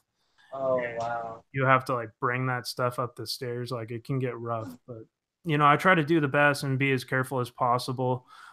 Wow, 74 likes. Man, I would love to hit 80 by the end of this stream, if all possible. But I do appreciate even the 70 that I received. Like, I never thought this stream would get anywhere close to that. I never even thought this channel would get about 50 subscribers. So yeah. I'm really, really happy that I've only had this channel for 2 months, and it's already almost at 1,000. So, I mean, like, I've tried really hard on making the content as more subscribers come in. I tried to update it to make it more professional looking. Yeah, like I did the same thing when I started my paranormal channel and that, and you know, it's hard to get out right now with no vehicle with the content, but I just do like basically other things like Sunday Jam, stuff like that to keep the content rolling on it. And but I do want to make a second one for doing like singing and stuff, because this one's supposed to be all about my paranormal stuff. So once we get doing more of those, I'll have a different content tube for those, for the singing and that, and then I'll have this one for the paranormal. Well, see, I don't think there's anything wrong with having the singing on the paranormal one, but like it's been taking us a while. Like we've had a lot of obstacles. So hence the reason why. And real quick, explain to the viewers what some of those obstacles might have been. Well, when Brian first started, we lived in Woodstock. The videos that he did about 7 paranormal videos, and none of them would upload. Really? Yeah. We moved here, don't have a car, so a lot of the places that we have for paranormal are driving distance, not walking distance. And you can't get to them via like bus or anything, especially at nighttime, because our buses stop running at like midnight. So unless we have a vehicle or a way to get there, we can't get to them. So that cuts down on being able to go and actually do investigations. He has started doing the EVPs segment with Ghost, where they go back and forth every other Thursday. It's on Brian's channel, and then they swap. It goes to Ghost channel, and so on. You know about that, where they bring people up on their panel and get their stories of paranormal stuff that they've experienced, and just generally have a good discussion about their thoughts and feelings on paranormal. And it happens every Thursday at 9 p.m. Eastern. Well, I'm off on Tuesday, so I'll definitely be dropping by. On Tuesday or Thursday? Tuesday. Oh, so you're coming by the takeover on my channel? Probably, yeah. I'll definitely be dropping by. It should be very, very interesting. Oh, it's interesting. Oh, it is, man. It's funny. Like sometimes I'm not talking and I mute my mic because I just laugh. mainly at Lunatic Dad and Ghost and Red Kryptonite. Lunatic Dad. I actually just subscribed to him. I thought I had already, but I just subscribed to him. I love his content. His streams are just awesome, and he just pulls so many people. I believe he's almost at 10K, isn't he? Subscribers. Lunatic Dad? Yeah. Yeah, he's Lunatic Dad's over. He's almost to 14 now. He's almost to 14 now. Oh wow! Holy cow! He hit 13K for his birthday a couple weeks ago. Francis Spirits and Kitties just joined, and she was live earlier, and unfortunately, because I was live at the same time, I didn't get to see it, obviously. But I just wanted to say, hey, I will definitely be checking out your live stream and playing it back later. Francis, I would love to have you on here as well. It's just absolutely incredible, the friendship that we've built. We tell each other usually when we're going live. Unfortunately, I didn't have time to answer you back, but she just got back from a haunted cemetery where she lives down there in Florida, and so I'll definitely have to be checking that out. To inspire John, thank you so much for the nice comment. Pusa is the community that makes it awesome, and HSFL Paranormal is one of them. Thank you so much, man. I do appreciate it. Takeover Tuesday starts at 10 Eastern. Okay, so that's 7 o'clock my time. Yeah. Okay, cool. I'll definitely be there. And Francis, I will be sure to check out the video you've just done as well. I like your videos as well. Another one tomorrow. Okay. And so I don't do anything on Sundays. So I might have to do a minor change to my stream coming this week. For Meditation Mondays, I'll be doing it at the same time, 11 a.m., the same time as today, 11 a.m. Pacific Standard to 2 p.m. Eastern Standard Time. And I'll be doing it at the same time, but I might have to also double up and do my After Dark special on the same night. So I might have 2 live streams because my schedule got changed to having Monday and Tuesday off. Yeah. Okay. So I might be doing my late night stream and my morning stream in the same day. So I'll keep everybody updated on that one. Snow Bunny, welcome to the channel. Thank you for joining. And we are at 76 likes. Golly. Yeah. That is crazy, man. Sheesh. That last one hit 84 or 85. Now it's at 91, which was absolutely mind blowing. It was like a 3.5 hour live stream at up until like 3 in the morning, and I had like 35 people on. I had 6 people on panel from all over the country talking about the paranormal. It was just absolutely mind blowing, and so I'll be doing that again on Tuesday night. Tuesday night, Tuesday or Wednesday. I'll keep everyone updated on that. But hey, since we're at the end of the show, thank you guys so much for coming. I do really appreciate it. You guys have been awesome.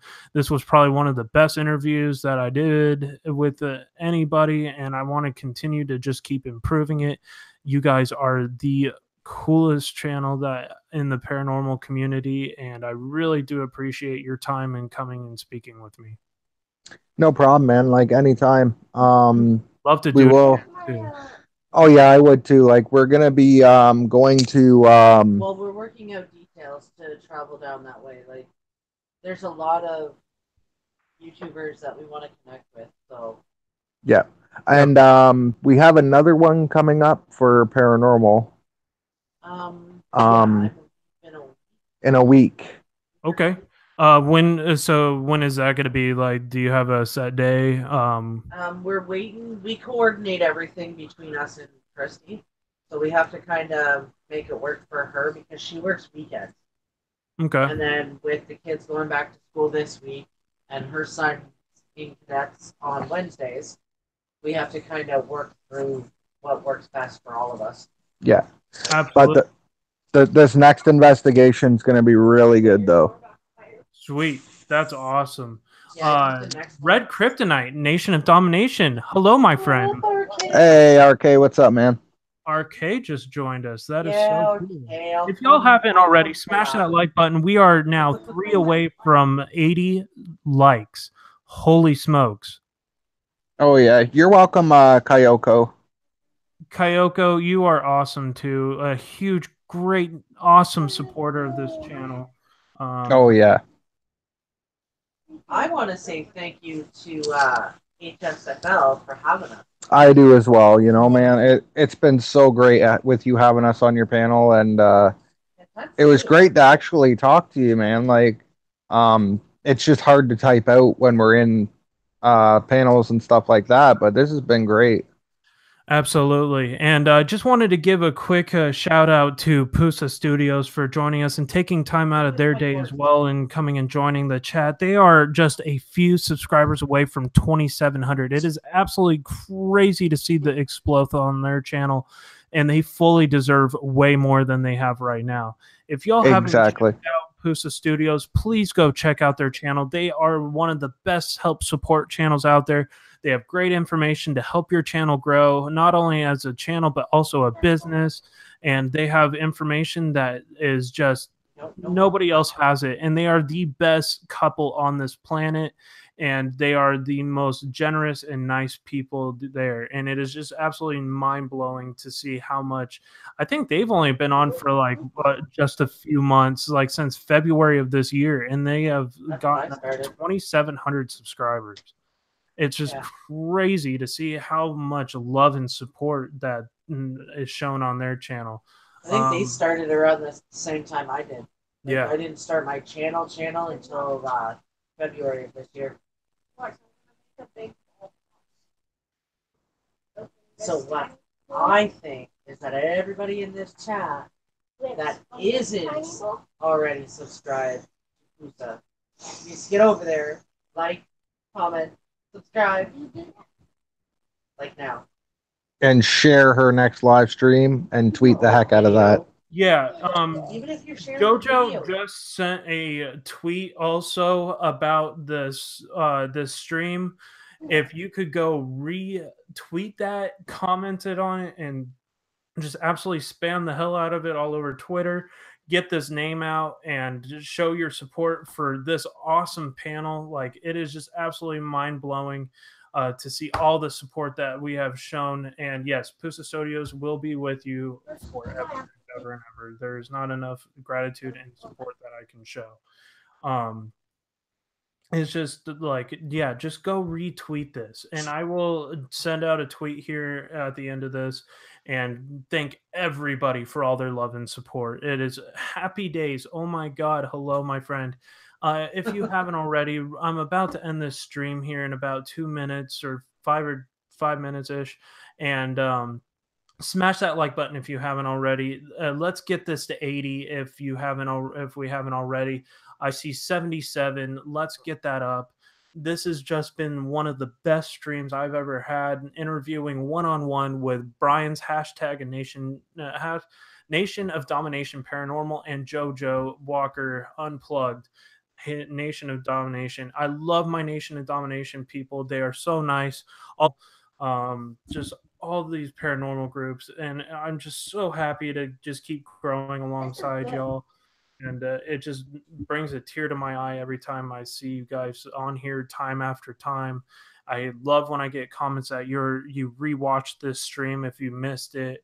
Like, that's the stuff that that's the stuff that hits my heart, and I just do appreciate all the love and support. No problem, man. Like, so did you all have anything else to mention before we leave for today? we've basically touched everything, I think. Yeah, I believe so too, man. It's been an incredible stream, and I thank you for being such a big part of it. Don't really have much. And thanks for being such a big supporter of my channel. Like, and I hate closing my channel when 25 people are still watching, but fortunately I got to go to work, and I'm sure you guys have stuff to do as well. Thanks for sitting with me for 3 hours. Like, that's crazy that I have 25 people still watching at the 3-hour mark. No problem, man. So I love being on panel, and that it's better when we can like chat about it rather than have to type about it. Right, exactly. So I want to say thank you, man, for having us. Absolutely. Anytime, man. I would love to have you again. Maybe on my late night panel, we could get like a whole bunch of paranormal panels on here. And that's more of my age restricted because anything can and won't, anything can happen. So, like, Yeah, that's true.